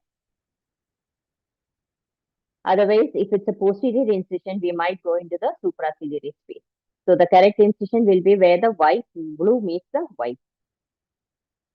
The goniotomy instruments used are Swan-Jacobs lens and the Barton's goniotomy knife, which is described in the textbook. Nowadays, people do a lot of makes, but I'm just showing you a very normal goniotomy where the cornea is clear is a prerequisite for doing a goniotomy. Put a lot of viscoelaxis onto the cornea and in the anterior chamber, and across the limbus, we need to go to the opposite limbus and then do a goniotomy.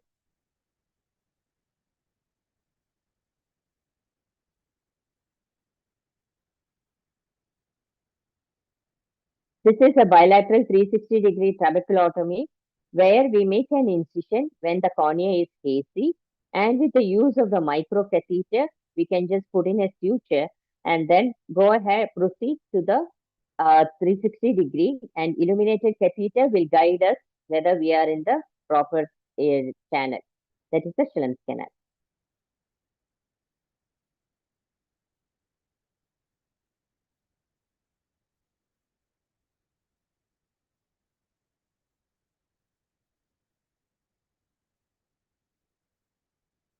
And finally, the cannula tip is retrieved and it's pulled out 360 degrees.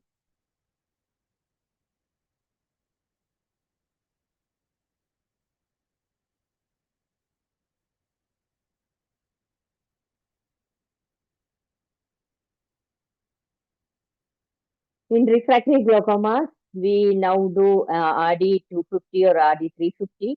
So that is more successful for us with a supramid suture, which could be removed at a later date. And differential diagnosis for signs in congenital glaucoma are epiphora and red eye, where we have to rule out conjunctivitis, corneal epithelial defect and keratitis, nasolacrimal duct obstruction, and anterior chamber inflammation.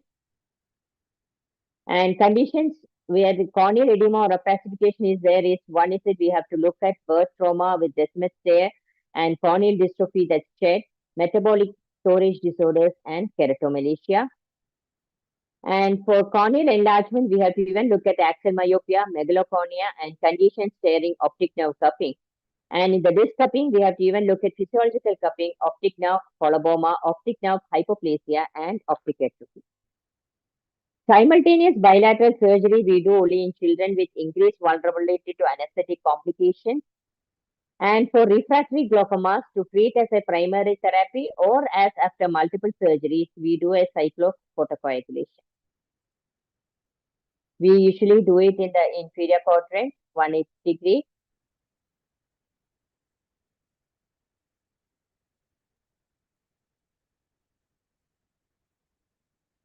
And sometimes we coordinate with a examination and anesthesia for both eyes and do diode in one eye.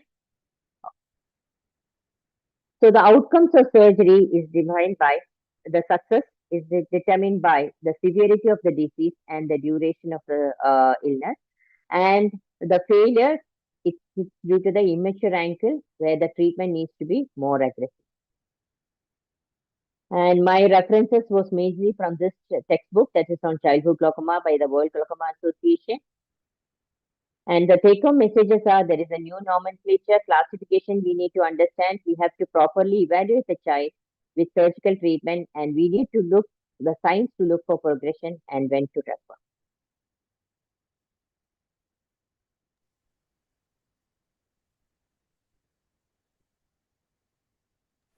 Archie, your audio is Oh, my bad. Thank you so much, Dr. Manju ma'am. That was a very clear, very protocol-driven presentation. Very elegant videos that you showed. Pediatric glaucoma is very diagnostically and surgically challenging for all of us who have just started practicing glaucoma as well. So it's very nice to actually see all the videos and for us to see step by step how to take care of these patients. Comments from our esteemed expert panel, Dr. Sushmita ma'am, Dr. Krishnadas sir, Dr. Vinay sir, Dr. Harsh sir. No, I think kudos to Manju for having covered this in 15 minutes. This to Vinay, me, and Manju can talk for 2 days non-stop on all of that. Yeah, but the thing is, it's the main message would be it's not a one-stop solution. It's not that you've done a CTT today and it's over. And it's the one glaucomas where all people starting with glaucoma must know that target IOP is not the endpoint. Target vision is the endpoint. And if you just do your target IOP endpoint and forget about it, your child is going to be blind anyway. So there's no way that you can shy away and say that I'm not a pediatric ophthalmologist, so I'm not going to do amblyopia, I'm not going to do patching, I'm not going to refract. That baby is yours. So, the parents are going to look to you. And at the end of the day, they're not going to bother with how wonderful your surgery was or how beautiful the pressure control is. They'll only ask you, why doesn't my child see? So early signs of not seeing, something like, nystagmus, clearing the cornea. I know pediatric keratoplasty is a completely different ballgame. But even if you can clear peripheral corneas in some of the neonatal onsets and then do early optical iridectomies, it works wonders An infranasal optical iridectomy would be the difference between blindness and sight and ambulation for a child. And you can possibly wait till he's about a year old before he gets the keratoplasty. But if you're going to just wait, it's not going to help. Especially for unilaterals, don't rush in to do a keratoplasty. They'll be more miserable than anything else. And with the dense amblyopia, they're not going to see too well. But the asymmetric ones, and most are asymmetric, the patching is so important. And even an alternate patching so that there is no suppression if you have 618 in both eyes. Be cognizant of the fact that you need to patch alternatively so that each eye gets more stimulus than the other at some point of the time. Another small pearl is that their vision is near. So something which we've learned is it's called the Kestenbaum's principle, which is reversing the visual acuity. So if a child is 636, give them whatever their correction is and 36 by 6. So reverse the visual acuity. It's 624, give them 24 by 6 plus 4. We tend to give them executive bifocals early on. So they have something to see distance, but more importantly, they have a low vision aid to see near. And if you do that in the first early years, 5 to 7 years, we use a Kestenbaum principle a lot, and we give our children, even if they have lenses. Now remember, if you've done an optical iridectomy, the caveat is it's a large eye and a small lens. So when you do an optical iridectomy, for all you know, the seeing place is aphakic. And if you don't give them near vision correction, there's no point you're doing an optical iridectomy either. So small things, but then we learned the hard way. We learned the children not seeing, even though we thought we'd done wonderful surgeries. But I think as you go along, you realize vision is what would drive you for whatever ophthalmology that you do. It's my 2 bits to it. Vinay, sir? Yeah, I mean, I totally agree with Sushmita. Is the fact that the visual acuity and amblyopia treatment is one of the most important things as far as long-term vision is concerned in these patients. So amblyopia therapy is, and a glaucoma specialist who's doing pediatric glaucoma has to be good at his amblyopia therapy. The other thing I wanted to say is that it is an emergency. You know, a congenital glaucoma is an emergency. It has to be treated immediately. You have to take up that child as quickly as possible to restore not only the corneal clarity but also the optic nerve status. So this is one thing where we try to we have to delay it sometimes because of anesthesia and lack of anesthesia, but majorly in institutes where it can be taken up as early as possible, the visual results can be extremely good. So it's important to, both these points are very important: amblyopia therapy and operating them as early as they can be. In the context of this conversation, I'd like to recommend Anil Mandal's paper on quality of life of children born with glaucoma past 21 years of treatment. So all those children treated by him 20 years earlier are now in their completed college education, going to work and all. The whole moral of the summary of the paper was, even if the vision is better than 618 or 624 in the better seeing eye, their quality of life is just simply great. So whatever is possible, we need to really strive to preserve vision in these children.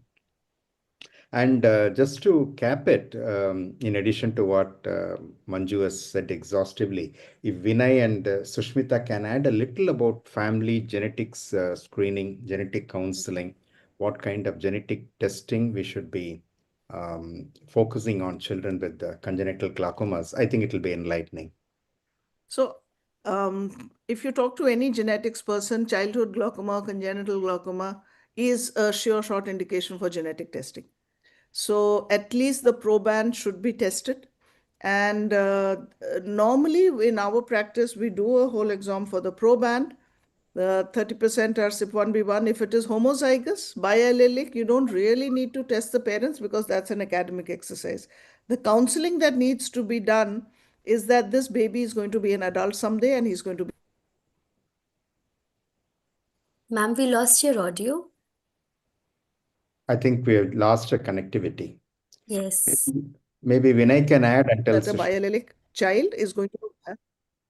We had Yes. lost your audio for Yeah, basically, I mean, it's Sushmita's back, I think. Yeah. yes. Okay. You were talking We've about lost when you. it was homozygous and biallelic. That's when you don't really need to test the parents, and then we lost you. Am I back now? Where Yes. did you lose me? Yes. Homozygous Yeah, biallelic. homozygous biallelic. Remember, this child is going to grow up and someday be a parent. So I think it's our responsibility in this day and age, because 20 years later, it's going to be far more advanced. Maybe it's going to be just a pinprick and a strip. So it's our responsibility to also tell the parent that this child also has a 50% chance of passing this disease on to his own sibling. More important for the autosomal dominants, because many times the de novo autosomal dominant, FOXY1 and PAC6, the parents will be perfectly normal, and you don't really need to segregate for them. You can concentrate on the proband, again telling them that this young man, because many times they're in their second decade, is going to be a father someday, and there is a 50% chance of his transmitting this glaucoma to his child. So that bit has added on in the last 4 or 5 years, and it's not fair to say our parents are illiterate and our patients won't understand. You'd be surprised. You just start this conversation, you'd be surprised at how much they are interested in knowing this, in asking for a second child, in saying, no way are we going to have a second child, we'll put all our resources into this boy. And they do their planning, and many of them are single child parents now. Okay, Arshi, just I think such an exhaustive and wonderful presentation by Manju, and these two super stalwarts are there. But two, three things. One very important thing is that please, any of three or four of them can clarify for us, because 90% of the people who will be listening in AIOS will be those, they must refer urgently that Vinay's message has gone off. Till they are able to manage, can you please tell exactly what medications can they use? And Manju or any of you can tell that if you are going to use she told about the punctal occlusion, but can you dilute and make it 0.25 instead of the 0.5 glucomol that is available? What all medications to use, number one. And number two, if the patient is very poor, there's no question of sending anywhere, they will not go anywhere, you might keep sending them whatever. Then if I'm okay in saying that, at least if they just can't come, please do a trabeculectomy if you can't do anything else. Sure. Yeah, absolutely. Yeah, as far as the medication, I think Manju already told, even pilocarpine is pretty safe. And I would, instead of giving timolol 0.25, which is not so readily available, I would say Iobet is a better choice. Or Iobet is more cardioselective and has less pulmonary side effects. That said, brimonidine is absolutely a contraindication in very young children, and prostaglandins too can be given safely. So prostaglandins, pilocarpine, and betaxolol are the drugs which can be safely given in children, and should be can be instituted by any CI private clinic. inhibitors, CI inhibitors. Yes, I would give dorzolamide as Yeah, my that. first choice. Yeah. So But I except don't really know how much it affects, because I still feel that prostaglandins and pilocarpine are slightly a better option than dorzolamide. Okay. What is the cutoff that you take for brimonidine installation for age group? I don't give them less than 5 years. I don't give any child brimonidine. Sushmita ma'am, age group? I would go a little further to about 7, 8, and then maybe. And Krishna that too, if I'm already at a place where I need brimonidine, I'd be thinking of surgery. I would not keep them on long term. So brimonidine, we just talk about all those CNS suppression, respiratory depression in very young children, especially past anesthesia. But even in older children, in the school-going age, if you give brimonidine, no, mothers, I've seen they complain of some kind of Sleepiness. fatigue, tiredness. excessive drowsiness. So I'm very conservative. Below 18 or 20, I don't give brimonidine at all. And any insight into what all advances are being made in perimetry for children? And this is for the postgraduates as well. And we've started doing it on the these iPads and and Android devices. You can even use yeah, you can even, I mean, children are very happy doing perimetry on tablets actually.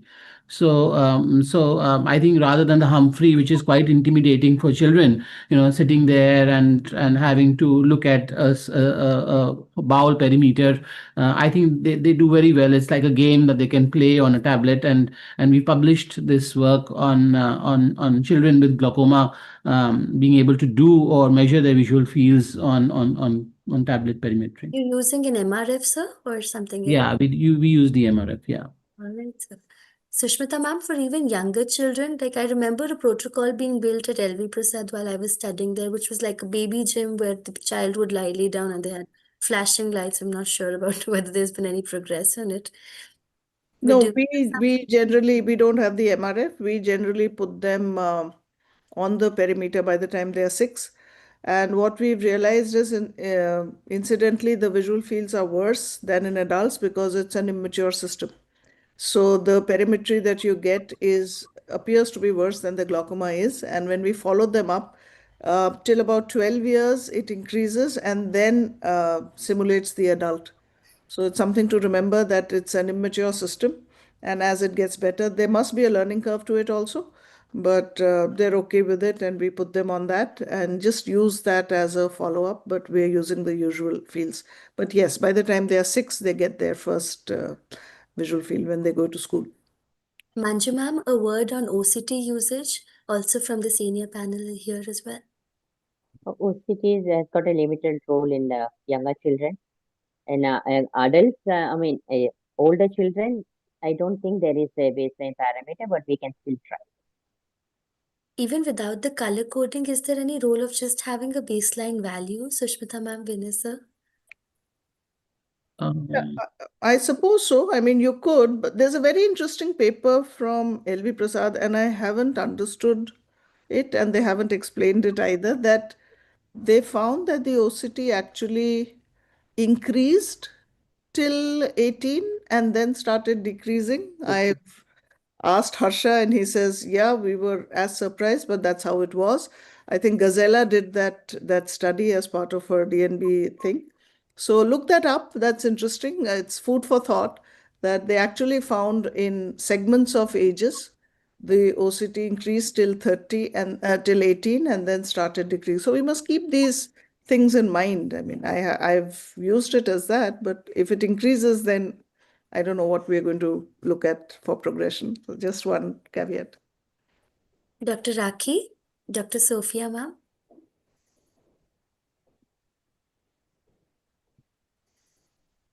Nothing to add. Really happy to be in the presence of stalwarts and Dr. Sushmita ma'am saying that the goal is the target vision. That was really an eye-opener for me. So all along we've been thinking about target IUP, and when it comes to children, a target vision that is very beautifully explained, Sushmita ma'am, and I'm so happy to be here. This OCT, yeah, definitely it needs a lot of. Maybe we can do a study in the younger generation, the younger population, the normal people itself, to see if there is going to be an increase in the thickness of the peripapillary RNFL, and maybe publish also. Thank you so much. You showed Panda, Dr. Manju ma'am. So we were told while we were residents that do a very real follow-up of your pediatric patients. And it was like an acronym that you have to do refraction, you have to do vision, you have to look at intraocular pressure, you have to look at axial length and do a longitudinal follow-up. The last was a longitudinal long follow-up. So that was, so you have to do a real follow-up for a patient. Don't just look at the vision itself. And when you're doing axial length, just one tip that it's important to plot it. By itself, the axial length is not going to mean anything. So you have to have some graph. Sampleolysis is the most common, but you can do any normative graph and see whether the slope is parallel to a normal growth and then take it from there. Because you might have somebody who comes with 28 pressures, his axial length is going to be more. But the thing is, whether the growth is parallel. We have an EMR, so we enter into the system the intraocular pressure, corneal diameter, axial length, and the fundus CD ratio. So you can just look at how it's progressed.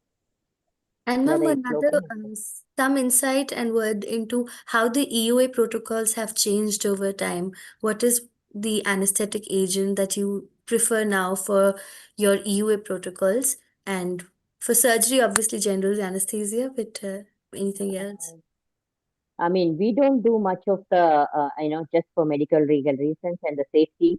And we always do everything in the pre-op or in the theater itself.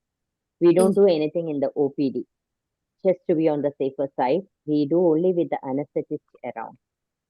So we don't do the nasal spray. And I was discussing with the anesthetist today also. They do give that spot floor or something for sedation if they want to check for a shorter duration. But the child will have pain when we are doing it. So no procedure is allowed while doing that. Early examination we can do, right? And for any other like short durations, we give ketamine. It's only for examination. Otherwise, if you think that the child requires some procedure, then they induct the child. It's all for safety reasons. Vanessa? Sushmita can say better. Yeah, I mean, I agree with Manju. I mean, it's although anesthesia exposure can have its long-term consequences, but the kind of information you tend to get both for diagnosis as well as for long-term management is much more when you actually do a proper examination under anesthesia.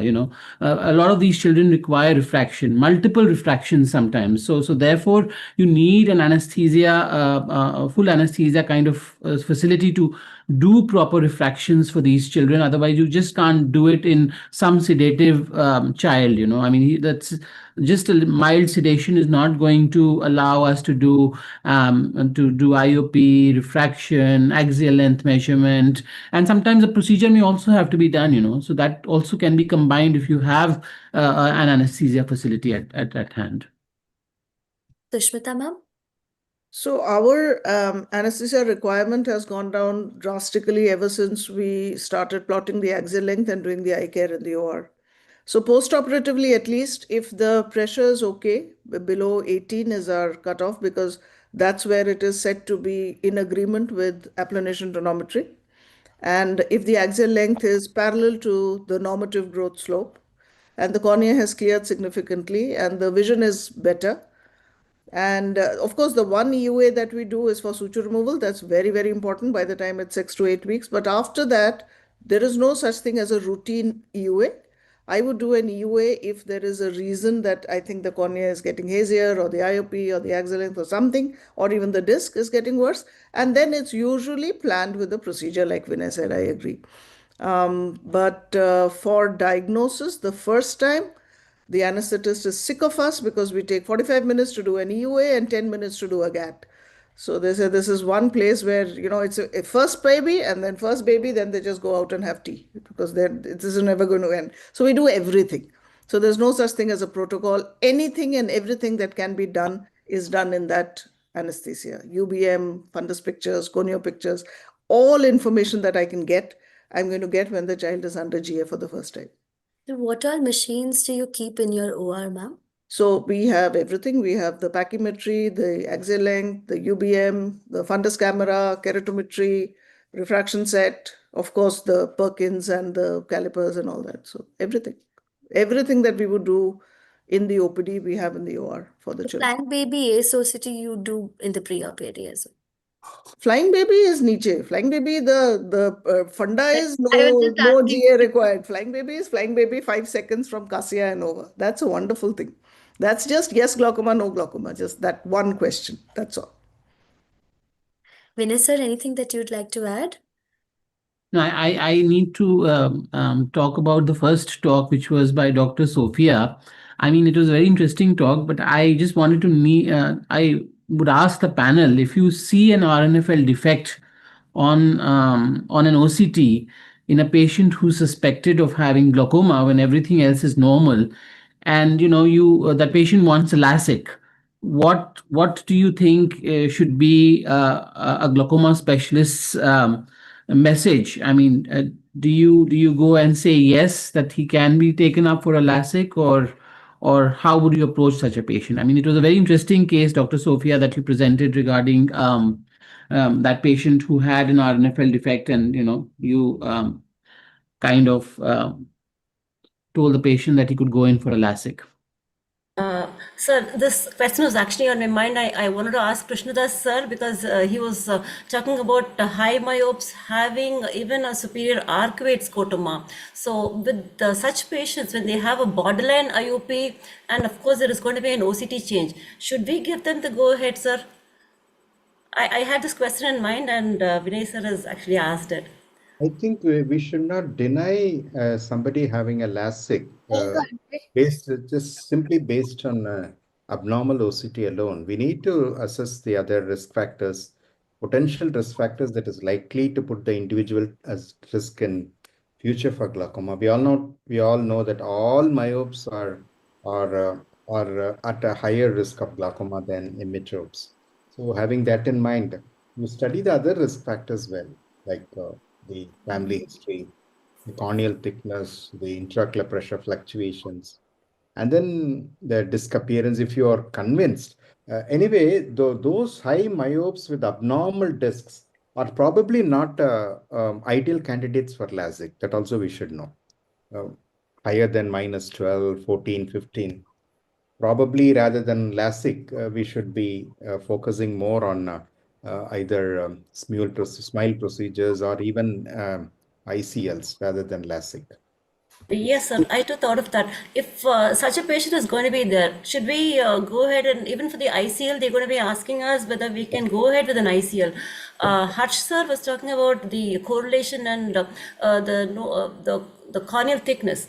And these are the patients who generally have a thinner cornea, something in the range of 500, 550, not very thick, and they are being planned for LASIK surgery. So here, the IOP and the corneal correction, is it going to play a role here, sir? Those with the borderline IOP, those are the ones which are sent to us. The first response to these individuals who come with the suspicion of glaucomas, I discuss with them. Is it really necessary to go in for the refractive procedure? Certain individuals, yes, very high myopes, asymmetrical myopes who cannot either going for contact lens for whatever reason, they do not prefer contact lens intolerance. We are forced to go in for some kind of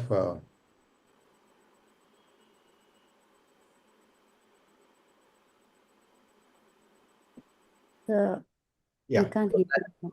some kind of refractive procedure. So probably ICLs, they have their own issues, but they are probably safer than LASIK when corneas are thin, and you really suspect glaucomatous optic disc. Probably ICLs are safer, provided the anterior chamber is very deep and the angles are open. They do come with caveats. We need to understand that. Exactly, sir. So, like Krishna was saying, that I think you have to see the whole picture. If it is really, and what is it he requiring that for? If it is an urgent thing and the job is important for the whole family and things like that, maybe just a little OCT change is not that relevant. And if we have time, maybe you can just follow it up a little bit if he can hang on for that. So I think, yes. Actually, there have been litigations where a patient at a young age who had an RNFL defect, nothing was looked at, and later on went on to develop glaucoma after LASIK. And such patients can actually even sue the glaucoma specialist that, I had an RNFL defect. You said yes to me. I underwent a LASIK, and this has happened. So I mean, I think it's something that we need to think about, ponder about, and have some guidelines. When to advise LASIK, because it can be a very tricky situation. Yeah, that's a good idea. I think let us have some guidelines to really understand when and why and how and where they can be done. No, let us think based on science, evidence, and try to give a very objective opinion to patients in their interest. Just the opposite can also happen. Somebody who had a suspicious OCT finding, you prevented them from LASIK or refractive surgery. 10 years later, he may sue you for not suggesting also. True, absolutely. Suing comes with every instance for whatever reason they can sue us. So we just need to have an informed consent. That's it. Yeah, and And scientific what approach, is right? based on your opinion, based on evidence, good science, you try to counsel the patient what is good for them, rather than looking at the prism of medical legal alone. Hmm. Sir, I have also a doubt regarding this. Sophia ma'am was telling no. Some patients might be having an OCT defect. Fields will be normal. Clinically, disc will look normal. But then you were all telling like we should follow up that patient. So how frequently we should follow up? When should we call them?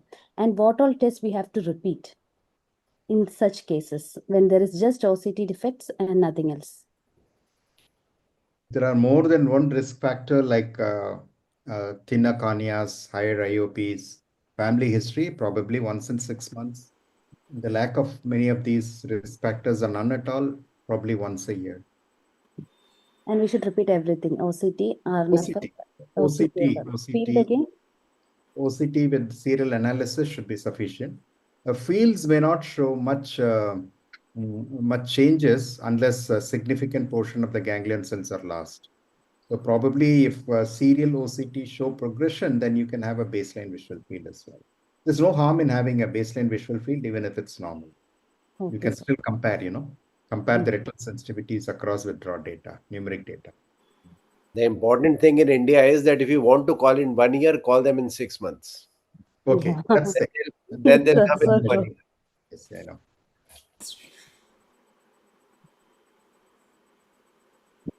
Anything else that anyone would like to add regarding any of the talks? So we have had some very key take-home messages from every talk that's been given till now. Dr. Sophia's talk that always correlate the structure and look at the function. Keep looking at the progression, how it is faring over time, and always look for anatomical variations. And you, ma'am, the way you showed all the cases, that was actually pretty wonderful. Dr. Shikha's talk gave us a very lucid analysis about how to go forward for every sort of angle closure, if it is a suspect, if it's a patient of closure uh, a- with high pressures, with controlled pressures, with the increased lens vault and the cutoffs that were given, and how to manage acute glaucomas, and very elaborate scientific evidence given to this state. In fact, the eye bank study that you had done was something that I had read, but I really like seeing the video as well today. And Manju ma'am at the end, a lot of discussion about pediatric glaucoma, protocols, what to be followed, exactly what to do in the follow-up, the wonderful video that you showed, ma'am. I think there was an audio overlay that we probably missed, ma'am, the one with all the findings about how to look at your pediatric patients in glaucoma. But You could not get the audio correctly? no, ma'am, I 100%. realized much later that we'd not done Oh, audio sharing for you. Maybe next. oh, We okay, But okay. presume there was no audio overlay, and we yeah. expected you to comment, but No, it was I very I clear know. otherwise also. But it yes, was yes. we could still understand quite a bit. I But, didn't know that. but it was really nice Sorry. having this discussion. And probably now you could all come out with some recommendations for general ophthalmologists and all practitioners about when to prescribe the EDOF lenses and when to prescribe the refractive lenses, especially in patients who have glaucoma suspects, and which are the patients that you take up for refractive surgeries. Those are the type of things that will be coming up more. Thank you so much for all your time. Over to Dr. Aki. So I think we had a very fruitful discussion in this evening webinar. So on behalf of all the organizing team, I extend my heartfelt gratitude to all the speakers and the panelists for contributing to this excellent webinar on glaucoma management. A sincere thank goes to our first speaker, Dr. Sophia ma'am, for setting the right tone, and to Manju ma'am, and also to Dr. Shika for their practical tips, evidence-based presentations, and for their immense expertise that has been shared during their talks. So I would also like to thank our expert panelists, Dr. Sushmita ma'am, Dr. Harsh Kumar sir, Dr. Krishnadas sir, and Dr. Vinay Gupta sir for their thoughtful perspectives and for enriching this discussion with clinical pearls and real-world wisdom. So a very special thanks to my co-moderator Arshi for her smooth coordination and for setting fire with discussion after each and every talk. And lastly, thank you to all the attendees. We hope today's session will be very fruitful for all of you. provided clarity, perspective, and take-home points, which you can actually apply in your everyday practice. So thank you everyone once again, and let's call it a day for today. Thank you. Raki and Arshi, thank you for facilitating. Yeah, Thank you. Nobody needs to thank wonderful. Thank you so much. Thank you so much. The Thank you. pleasure was ours, sir. Thank you. Good Bye. Good evening. night. Bye. Bye. Good night. Bye bye. Thank you to Mr. Sunil as well for being there for the support. Yeah, thanks to the support team as well. Yes. Yes, thank you. We can probably end the session now, Sunilji. Yes.